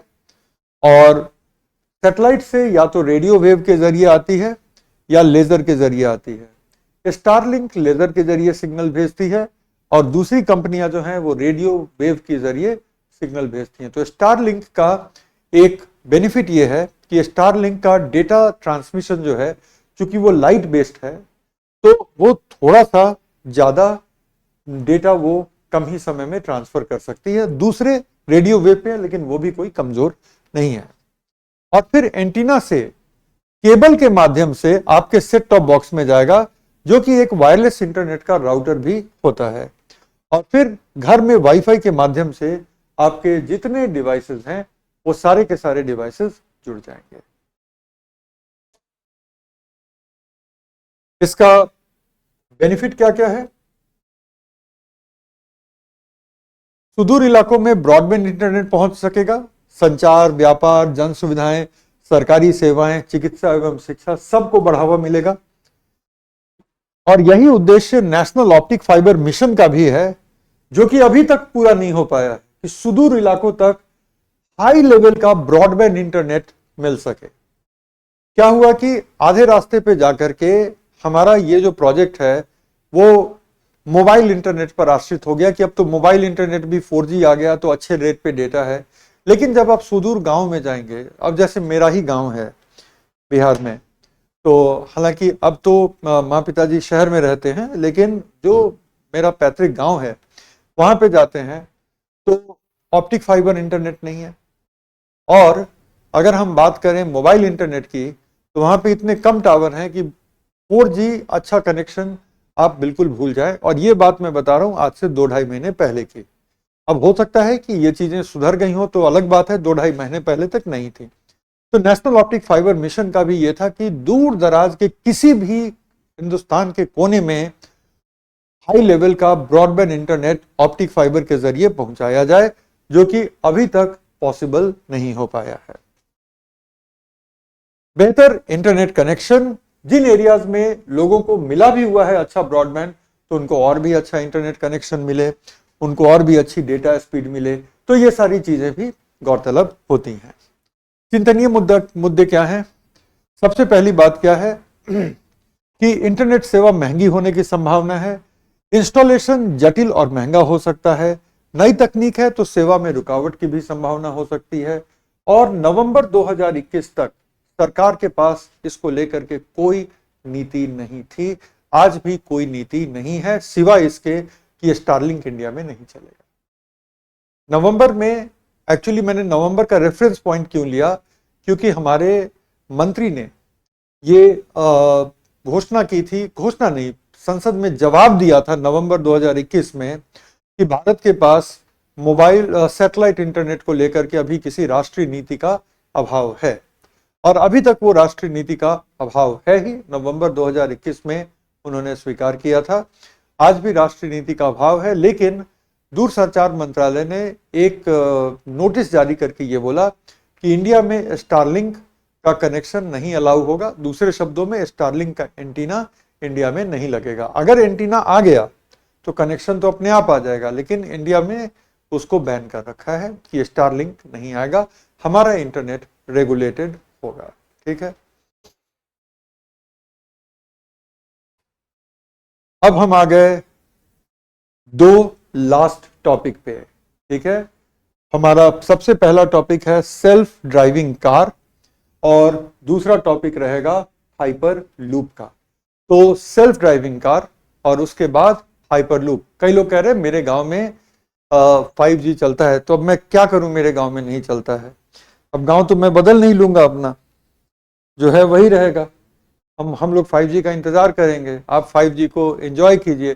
क्यों बैन है? इसलिए बैन है कि गवर्नमेंट ऑफ इंडिया जो नॉर्मल इंटरनेट सर्विस प्रोवाइडर हैं, उनके डेटा को कहीं से भी इंटरसेप्ट कर सकती है, और अगर किसी भी गलत इस्तेमाल की संभावना होगी तो इंटरनेट सर्विस प्रोवाइडर से डिटेल लिए जा सकते हैं। लेकिन अगर हम स्टारलिंक की बात करें तो वहां से डेटा लेना कि किसने क्या भेजा, किस उद्देश्य से भेजा, वो बड़ा मुश्किल हो जाता है। तो अंटिल आप उसको कंट्रोल कर पाए तब तक उसको इजाजत देना खतरे से खाली नहीं है। चलिए, सेल्फ ड्राइविंग कार 2022 के दिसंबर में हम बैठे थे। ठीक है, 2022 के दिसंबर में हम सेल्फ ड्राइविंग कार में बैठे थे और टैक्सी भी चलने लगी है अमेरिका में। ठीक है, टैक्सी भी चलने लगी है अमेरिका में सेल्फ ड्राइविंग कार की, खास तौर पे कैलिफोर्निया प्रांत में। तो हम बैठे थे और जानबूझ करके, हम लोग तो थोड़े डरने वाले लोग हैं, तो जानबूझ करके मैंने बस 5 किलोमीटर की यात्रा बुक की थी। कम बेश 2.25 माइल की यात्रा मैंने बुक की थी कि इतने ही में देख लेते हैं, अनुभव कर लेते हैं। और पूरे दौरान अनगिनत फोटो और अनगिनत वीडियो बनाए। और सेल्फ ड्राइविंग कार इतनी शानदार तरीके से, इतने सेफली वो ड्राइव करता है कि आप इंप्रेस हुए बगैर रह नहीं सकते। ड्राइवर ही नहीं था, ठीक है, वो सीट खाली थी, तो वो देख के भी Tarzan the wonder car film की याद आ रही थी। आपके पास 2 चॉइसेस होते हैं, आप या तो सामने की बगल वाली सीट पे बैठ जाएं या फिर पीछे की सीट पे बैठ जाएं। मैं पीछे की सीट पे बैठा हुआ था और मेरे बैठने के बाद एक कोड मुझे एंटर करना था और कोड एंटर करने के बाद वो कार चल पड़ी। सामने गाड़ी है, कार स्लो हो जाती है, ट्रैफिक येलो है, कार स्लो हो गई। पीछे से कोई गाड़ी आ रही है, उसके हिसाब से कार अपने स्पीड को रेगुलेट कर रही है। दाएं बाएं से जो ट्रैफिक किसी चौराहे पे पास कर रही है, गाड़ी उसका भी ध्यान रख रही है। आप दावे के साथ ये कह सकते हैं कि अगर सेल्फ ड्राइविंग कार का एक्सीडेंट होगा तो वो उसकी खुद की वजह से नहीं होता, बल्कि दूसरी कार जो एक इंसान चला रहे हैं उसकी गलती की वजह से हो। मान लो कि सेल्फ ड्राइविंग कार क्रॉस कर रही है, उसका ग्रीन है, इधर से अगर कोई रेड लाइट होने के बावजूद रोड क्रॉस करके आके इसको ठोकर मार दे, तो इसमें सेल्फ ड्राइविंग कार की क्या गलती भला। तो ये इतना ज्यादा advanced technology self driving car का है। ठीक है, अभी हम उसी की चर्चा कर रहे हैं।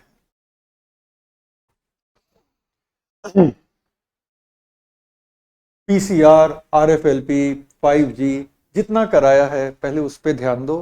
कुछ सोच करके उसको ड्रॉप किया है। ठीक है, कुछ सोच करके ड्रॉप किया है। कुछ चीजें होती हैं जो गलती से छूट जाती हैं, कुछ चीजें होती हैं जो आप जानबूझ करके ड्रॉप करते हैं। तो 35 क्लासेस में बगैर समय वेस्ट किए जितनी टॉपिक्स की हैं ना, उतनी टॉपिक्स प्लस करंट कर लो, ये भला हो जाएगा।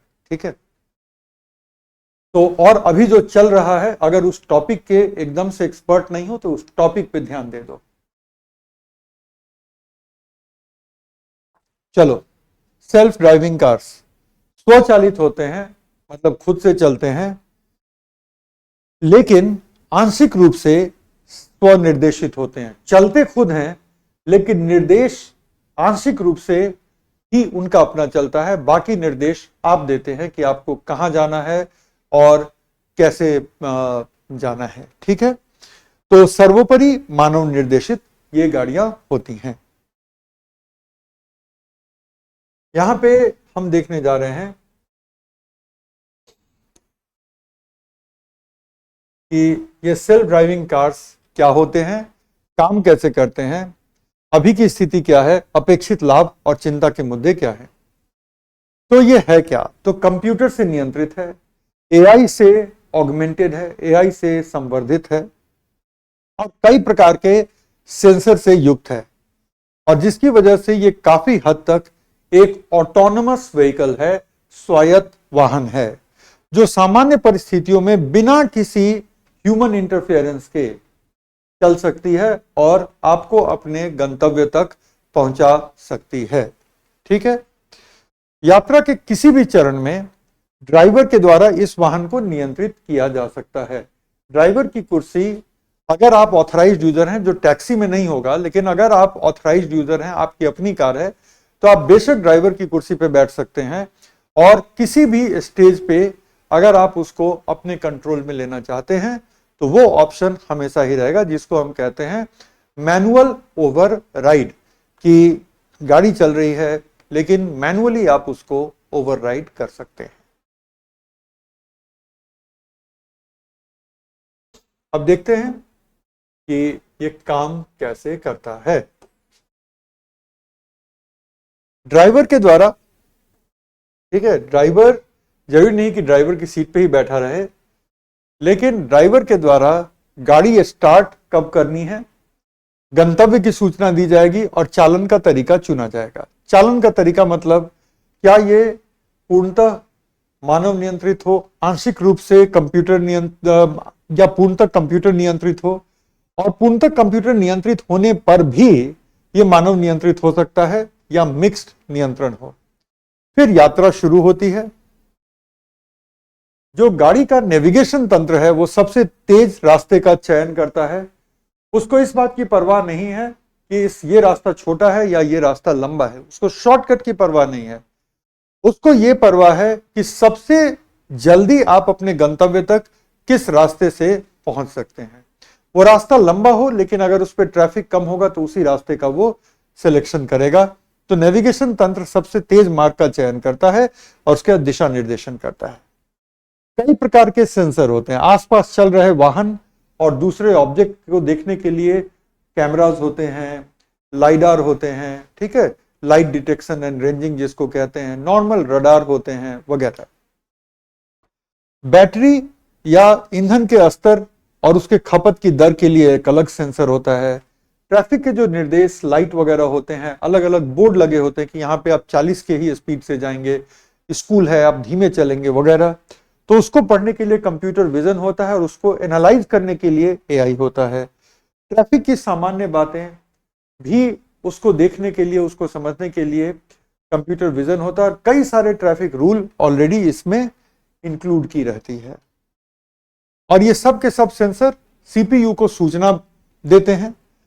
नेविगेशन भी सीपीयू को सूचना देकर के और एआई के द्वारा रियल टाइम का मतलब है देन एंड देयर ये तय किया जाता है कि गाड़ी कैसे चलेगी। तो ये इसके ऑटोमेशन का तरीका होता है।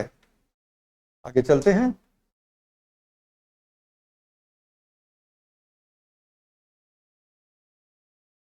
फिर गाड़ी की दिशा और गति पर नियंत्रण और किसी भी आकस्मिक स्थिति में मानव नियंत्रण इज पॉसिबल।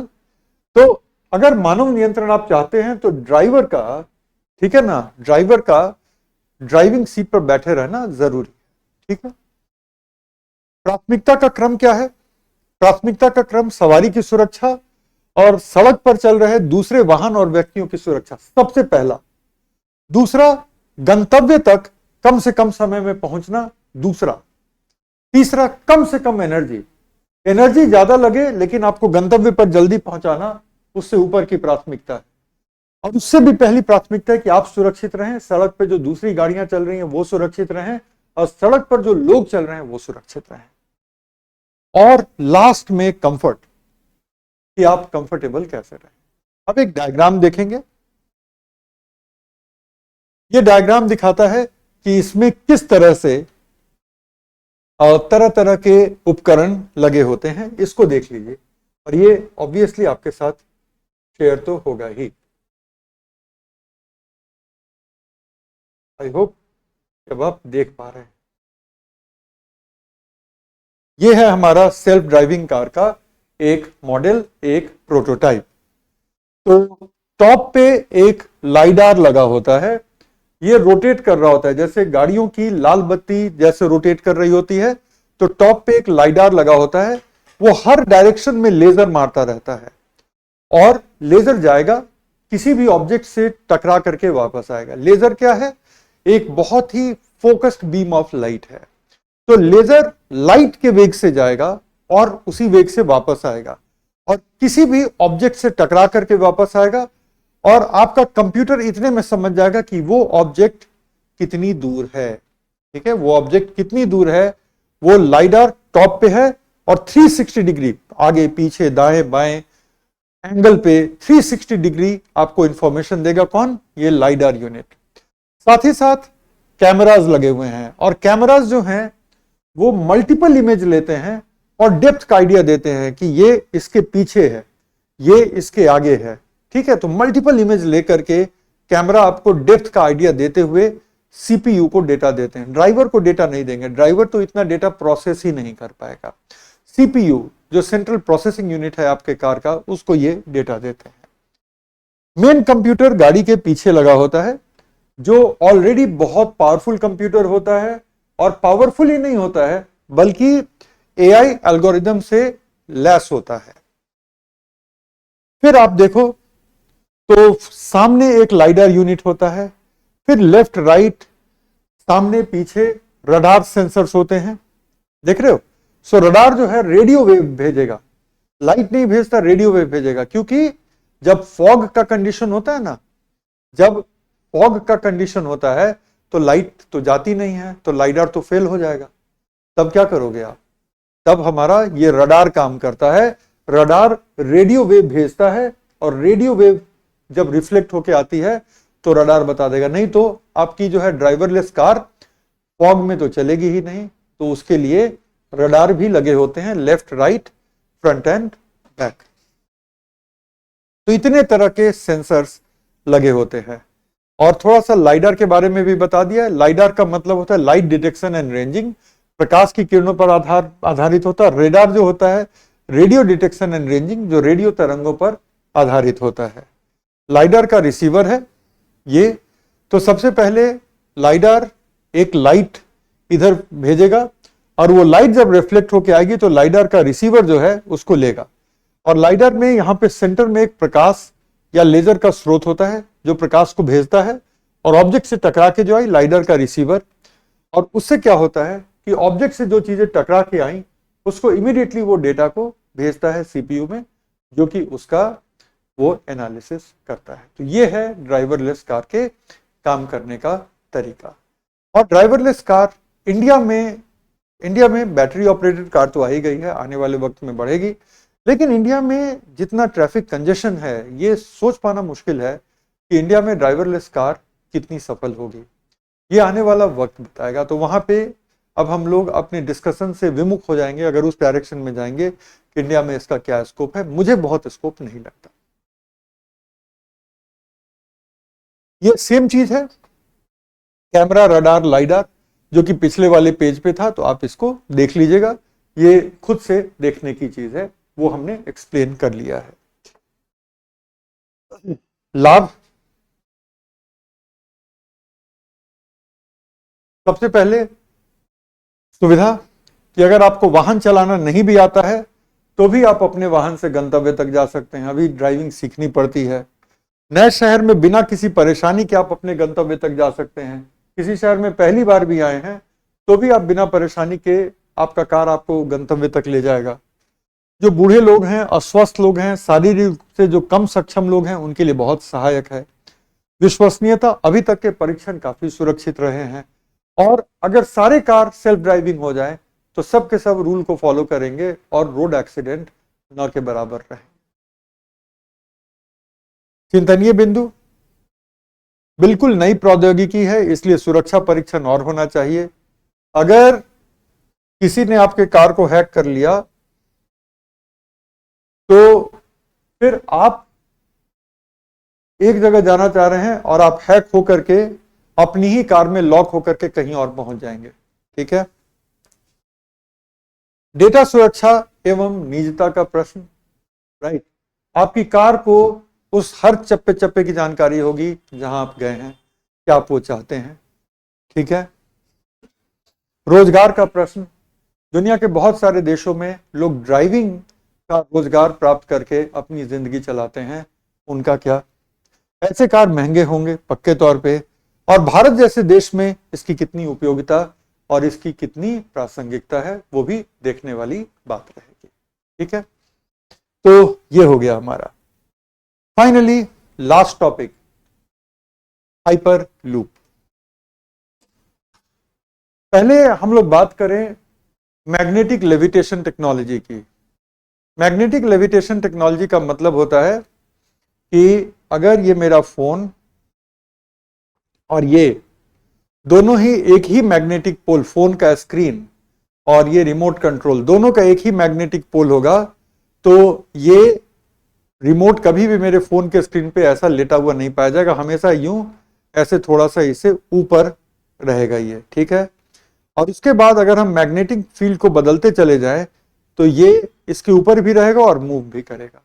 इस टेक्नोलॉजी को लेकर के ऑलरेडी दुनिया के 3 कंट्रीज में ट्रेन चल रहे हैं, और आज से नहीं चल रहे, 1990 के दशक से चल रहे हैं। और ये देश हैं जापान, जिसने मैग्नेटिक लेविटेशन, जिसको हम मैगलेव कहते हैं, मैग्नेटिक लेविटेशन से दुनिया की बुलेट ट्रेन को शुरू किया। चाइना ने शुरू किया और फ्रांस ने भी मैग्नेटिक लेविटेशन शुरू किया। तो मैग्नेटिक लेविटेशन से होता क्या है कि किसी भी ट्रेन के पहिए और पटरी के बीच का जो घर्षण होता है, वो घर्षण जो है बिल्कुल जीरो हो जाता है, क्योंकि अब कोई पहिया नहीं है जो ट्रैक से फ्रिक्शन के साथ आगे बढ़ेगा। तो वो तो जीरो हो गया, तो अपने आप स्पीड बढ़ गई। लेकिन एक और घर्षण का सामना करना पड़ता है, और वो घर्षण है एयर रेजिस्टेंस, है ना। वो घर्षण होता है एयर रेजिस्टेंस। तो एयर रेजिस्टेंस, आप जब मूव करते हैं एयर में तो एयर का एक अपना फ्रिक्शनल फोर्स होता है जो कि आपके स्पीड को किल करता है। ठीक है। तो अब अगर हम बात करें कि एयर रेजिस्टेंस को कम कर दें तो स्पीड तो और भी बढ़ जाएगी, और ये तब बढ़ता है जब आप इस तरह के ट्रेन को एक ऐसे ट्यूब में चलाएं, जहां पे वैक्यूम सक्शन पंप से हवा को काफी हद तक निकाल दिया गया है। एक ट्यूब बनाएं और यहां से दिल्ली से कानपुर तक की ट्यूब बना दें और बड़े बड़े पिलर पे खड़े कर दें। आप सोचेंगे कि ऐसा कैसे पॉसिबल है। क्यों नहीं पॉसिबल है? जैसे रेलवे लाइन बिछती है, लंबे पुल बनते हैं, वैसे ये भी बन जाएगा, है ना।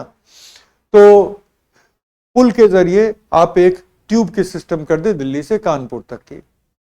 उसके बाद ट्यूब में नीचे आप मैग्नेट्स लगा दे, जो मैग्नेट का फील्ड बदलता रहता है, मूव करता रहता है, ताकि ट्रेन भी उस पर मूव करता रहे। तीसरा कि वैक्यूम पंप से उस ट्यूब के अंदर बहुत हवा को निकाल दें, थोड़ी सी हवा को रहने दें, तो एयर का फ्रिक्शन भी कम हो जाएगा। और उसके बाद वो ट्रेन, ना तो उसको सरफेस का घर्षण मिलेगा और एयर का घर्षण भी बहुत कम हो चुका होगा, जीरो नहीं बोलेंगे, लेकिन एयर का घर्षण भी बहुत कम हो चुका होगा। और तब वो जो रफ्तार लेगी वो प्लेन के रफ्तार के बराबर होगी। और यही कॉन्सेप्ट हाइपर लूप का है। हाइपर लूप के पीछे कई लोग काफी एक्साइटेड हैं। इलोन मस्क की कंपनी काफी एक्साइटेड है। रिचर्ड ब्रांसन है, एक ब्रिटिश बिलियनियर है, जिनका अपना एयरलाइन चलता है वर्जिन अटलांटिक, तो वो भी हाइपरलूप में काफी इंटरेस्टेड हैं। और इतना ही नहीं, हाइपरलूप को लेकर के इंडिया भी काफी इंटरेस्टेड है। तो हाइपरलूप के ट्रेन बहुत लंबे ट्रेन नहीं होंगे, छोटे छोटे बस के साइज के ये होंगे, जिसमें एक साथ कुछ लोग बैठे। कई लोग कहते हैं कि हाइपरलूप एक बड़े एसयूवी के साइज का हो तो और अच्छा होगा, ठीक है ना। हाइपरलूप एक एसयूवी के साइज का हो जिसमें एक साथ 6 लोग बैठ जाएं 3-3 की कुर्सियों में। और ऐसे कई सारे हाइपरलूप, दिल्ली से कहीं के लिए चला दो, चंडीगढ़ के लिए चला दो, जयपुर के लिए चला दो, कानपुर के लिए चला दो, ऐसे आप कर सकते हैं। वो तो बाद की बात है। तो ये देखो एक ट्यूब दिख रहा है हम लोगों को, और ट्यूब के अंदर ये ट्रेन दिख रही है जो सरफेस से थोड़ी सी ऊपर है। इधर जो आपको ये दिख रहा है ना, ये एक्चुअली इसको रोकने के लिए है कि वो ट्रेन इधर या इधर गिर ना जाए, उसको रोकने के लिए है। लेकिन ये एक्चुअल सरफेस से थोड़ी ऊपर होकर के चल रही है। तो ये है हमारे हाइपरलूप का कॉन्सेप्ट। ये पूरा इंग्लिश में है, हिंदी में समझाएंगे, और जब आप समझ जाएंगे तो फिर इसमें कुछ नहीं रहेगा, सिर्फ फैक्ट्स ही हैं और बस 2 पेजेस हैं, ठीक है। और एक एक चीज हम हिंदी में समझाएंगे। तो हाइपरलूप क्या है, थोड़ा सा बड़ा करते हैं ताकि आप लोग इसको देख पाए। हाइपरलूप क्या है? तो सबसे पहले तो ये एक सील्ड ट्यूब है, ठीक है। एक सील्ड ट्यूब है, मतलब चारों तरफ से सील किया हुआ है कि इसमें एयर ना घुस जाए, विद लो एयर प्रेशर, ठीक है, जिसमें से एयर को निकाल दिया गया है। सील ट्यूब, लो एयर प्रेशर है, और उसके थ्रू एक पॉड, मतलब एक कैप्सूल के आकार का एक ट्रेन, ठीक है, may travel substantially free of air resistance और फ्रिक्शन। ना तो उसको ज्यादा एयर रेजिस्टेंस मिलेगा और ना ज्यादा उसको फ्रिक्शन मिलेगा, ठीक है। नीचे का फ्रिक्शन के लिए मैग्नेटिक लेविटेशन इस्तेमाल होता है, और एयर रेजिस्टेंस के लिए एयर को हम बाहर निकाल दे रहे हैं, ठीक है। उसके बाद स्पीड 1000 किलोमीटर प्रति घंटे की हो जाएगी, मतलब कि दिल्ली से पटना आप 1 घंटे में पहुंच जाएंगे, जो कि दिल्ली से पटना प्लेन से पहुंचने में लगा हुआ समय होता है, तो आप 1 घंटे में पहुंच जाएंगे। इलेक्ट्रोमैग्नेटिक प्रोपल्सन होता है, मैग्नेटिक फील्ड बदलती रहेगी और ट्रेन आगे बढ़ता रहेगा, ठीक है। और maglev, magnetic levitation technology use होती है। 2021 में, आज से 2 साल पहले, यह सिस्टम डेवलप होना शुरू हुआ। कई कंपनियों ने इसमें इंटरेस्ट दिखाया, लेकिन कमर्शियली अभी ये कहीं नहीं चल रही है। ये बात स्पष्ट हो जाए कि हर जगह ट्रायल, हर जगह इसको बिल्ड करने की कोशिश हो रही है, लेकिन कमर्शियली हाइपरलूप कहीं चल रहा है? नहीं चल रहा, ठीक है। तो ये सिस्टम कई कंपनी और कई लोग बना रहे हैं। वर्जिन हाइपरलूप, ये रिचर्ड ब्रैंसन की कंपनी है, ठीक है। हाइपरलूप का कॉन्सेप्ट इलॉन मस्क ने भी दिया है, ठीक है।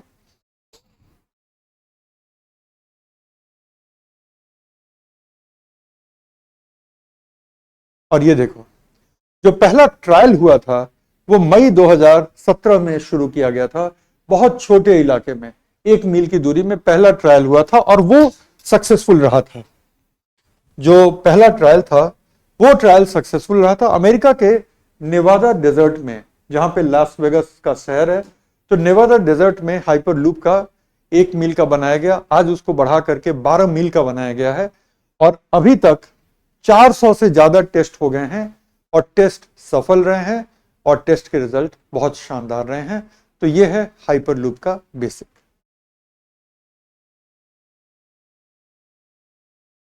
हाइपरलूप कि अगर हम बेनिफिट को देखें तो स्पीड ऑफ अ प्लेन, हवाई जहाज के स्पीड से चलेगी। दूसरा, प्लेन से चीपर होगा, क्योंकि प्लेन में एविएशन फ्यूल लगता है, प्लेन में पेट्रोल लगती है, जिसको हम एविएशन पेट्रोल कहते हैं, जो सबसे महंगा पेट्रोल का वेरिएंट होता है वो लगता है। हाइपरलूप तो मैग्नेटिक लेविटेशन से चलेगी, ठीक है। उसके बाद it can provide more connectivity like trains, क्योंकि ग्राउंड पे है तो बहुत तरह की कनेक्टिविटी बन सकती है। मिसाल के तौर पे दिल्ली से कानपुर की फ्लाइट नहीं चलती, लेकिन दिल्ली से कानपुर आप आराम से हाइपरलूप में जा सकते हैं, और चाहें तो रास्ते में 3 स्टॉपेज भी लगा दें, जो कि प्लेन कभी भी नहीं देगी। सेफर भी है। फिर ये सिस्टम जो है, customisable trip can be planned, कि अगर ये दिल्ली से कानपुर जा रही है तो कोई हाइपर लूप के एक व्हीकल को हायर कर ले तो वो दिल्ली से गाजियाबाद भी जा सकता है, जरूरी नहीं है कि उसको कानपुर ही उतरना है। तो वो रिजर्व करके अपने ट्रिप को कस्टमाइज भी कर सकता है, जो प्लेन में पॉसिबल नहीं है। फिर लैंड कहाँ करेगी वगैरह वगैरह की समस्या क्रिएट होगी।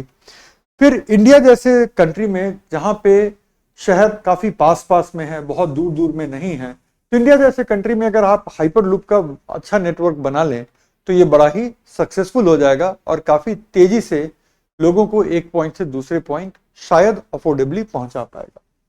एनवायरमेंटल फुटप्रिंट कम है, क्योंकि अगर फ्रिक्शन कम है तो एफिशिएंट ज्यादा होगा। तो इलेक्ट्रोमैग्नेटिज्म को क्रिएट करने के लिए जो इलेक्ट्रिसिटी लगेगी वो बहुत कम इलेक्ट्रिसिटी लगने वाली है, ठीक है। और लास्ट है, ये एनक्लोज्ड है तो ये वेदर प्रूफ रहेगा, मतलब कि वेदर का इस पर कोई असर नहीं रहेगा। और साथ ही साथ इसके डेवलपमेंट के दौरान कई तरह के जॉब भी क्रिएट होंगे हाइपर लूप के दौरान। तो ये है हाइपर लूप कैसे काम करता है और हाइपर लूप के फायदे क्या क्या हैं।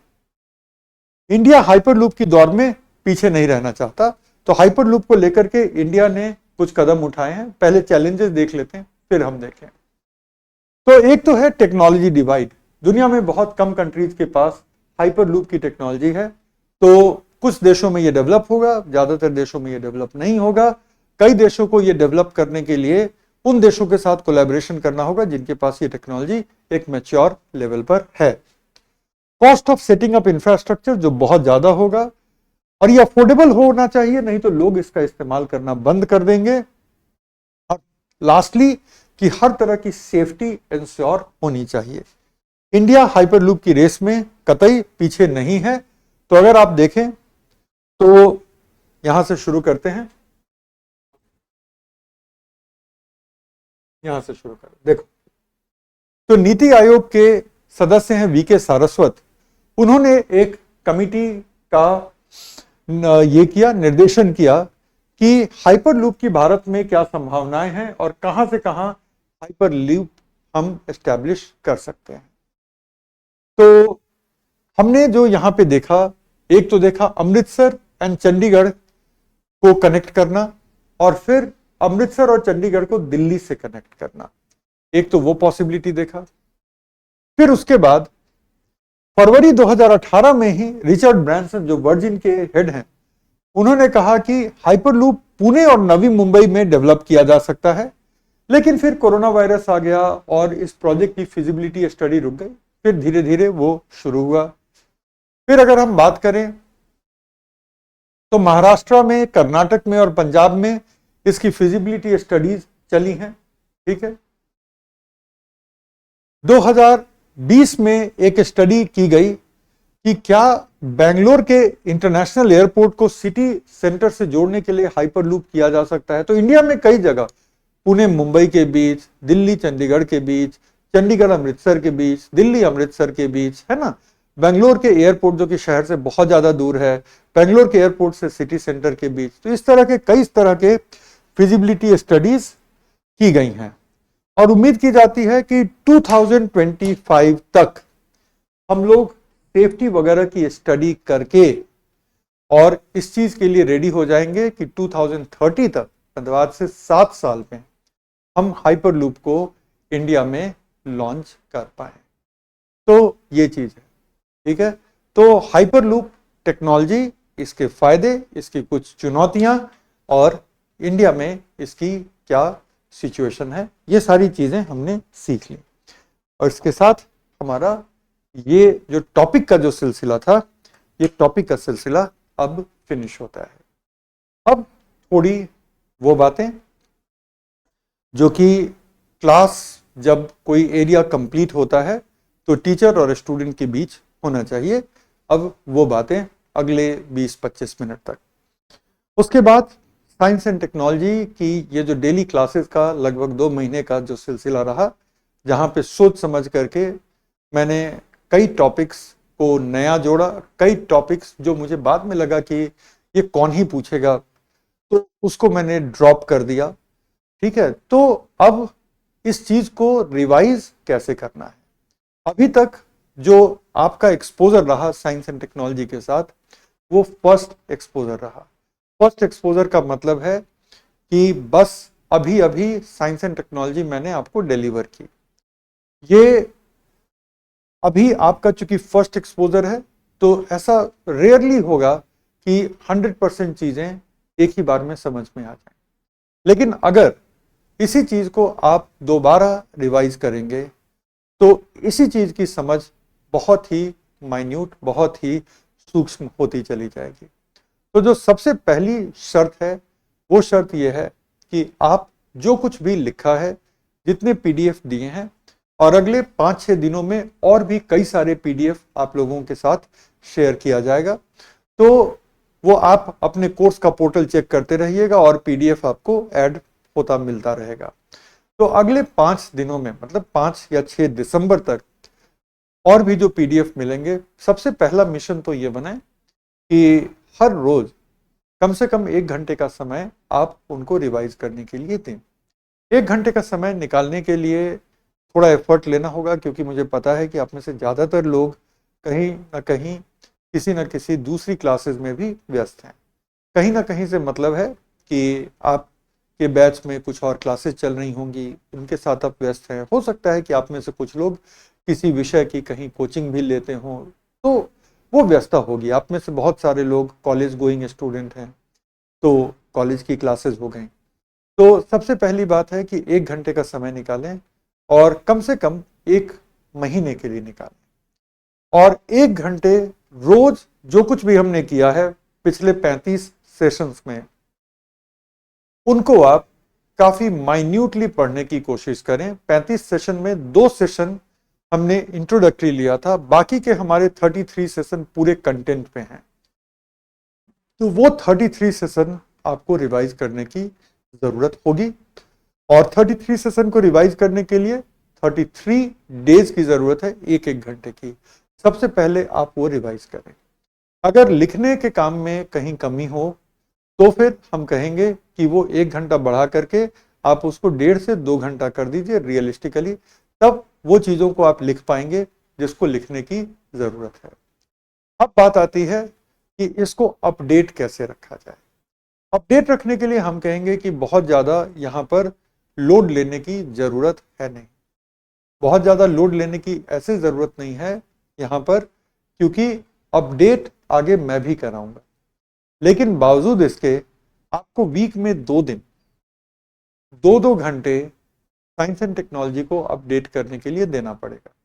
मैं कहूंगा कि आप वेडनेसडे और संडे 2 दिन तय कर लें कि मंडे, ट्यूसडे, वेडनेसडे, ये 3 दिन के पेपर में जो भी साइंस टेक का अपडेट होगा उसको हम अपने लैंग्वेज में सिंप्लीफाई करके ऐड करेंगे।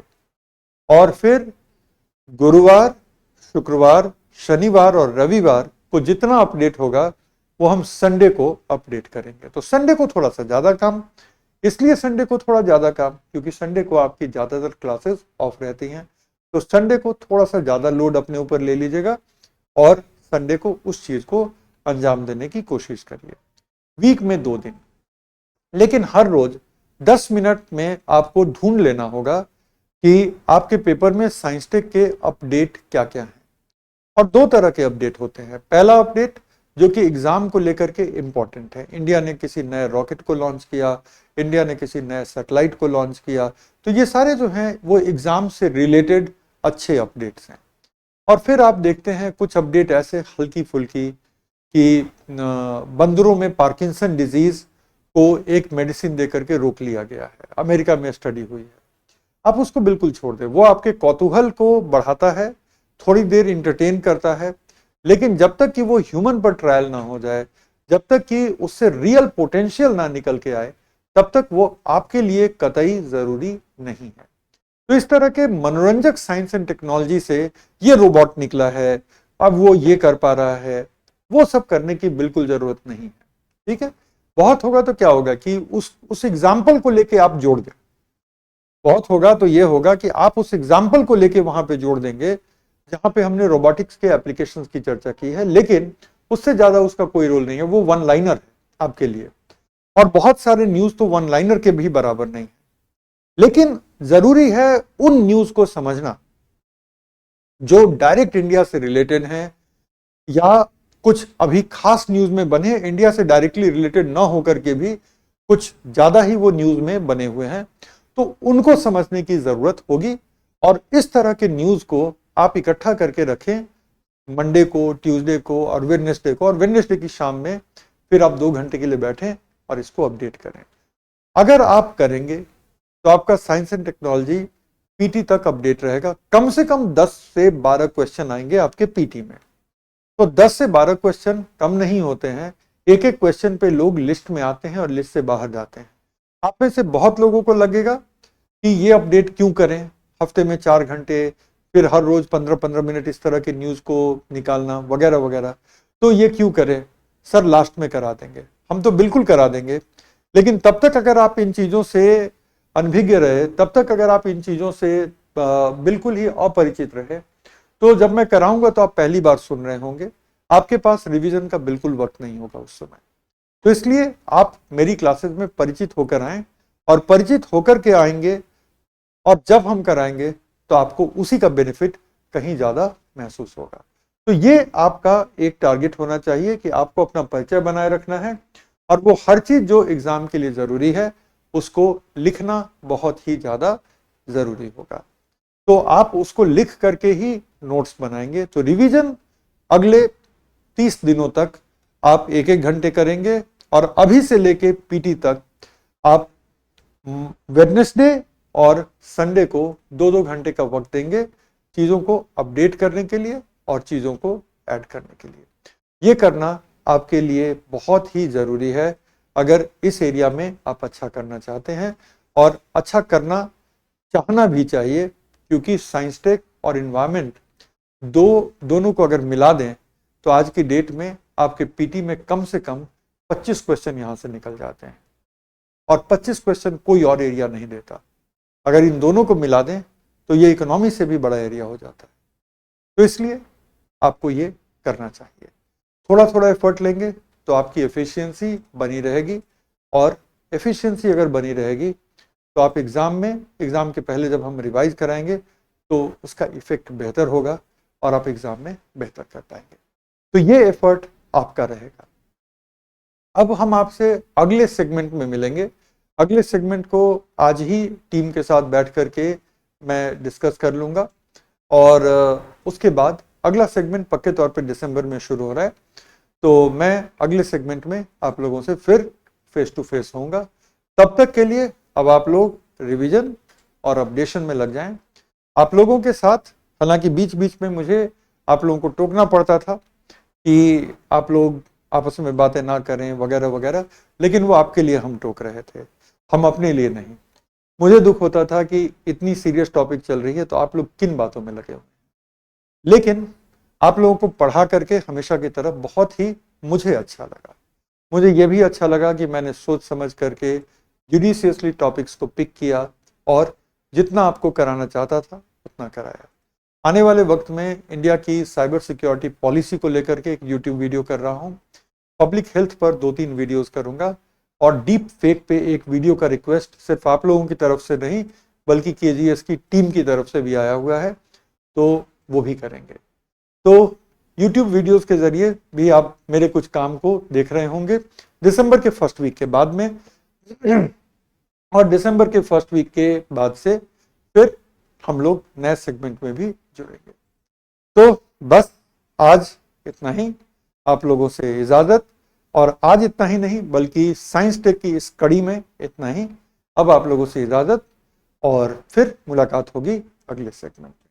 Good bye. आप सब लोगों को शुभकामनाएं, आशीर्वाद। अपना ध्यान रखिएगा, अपनी पढ़ाई का ध्यान रखिएगा। लंबी रेस है, लगे रहना पड़ेगा। Good bye.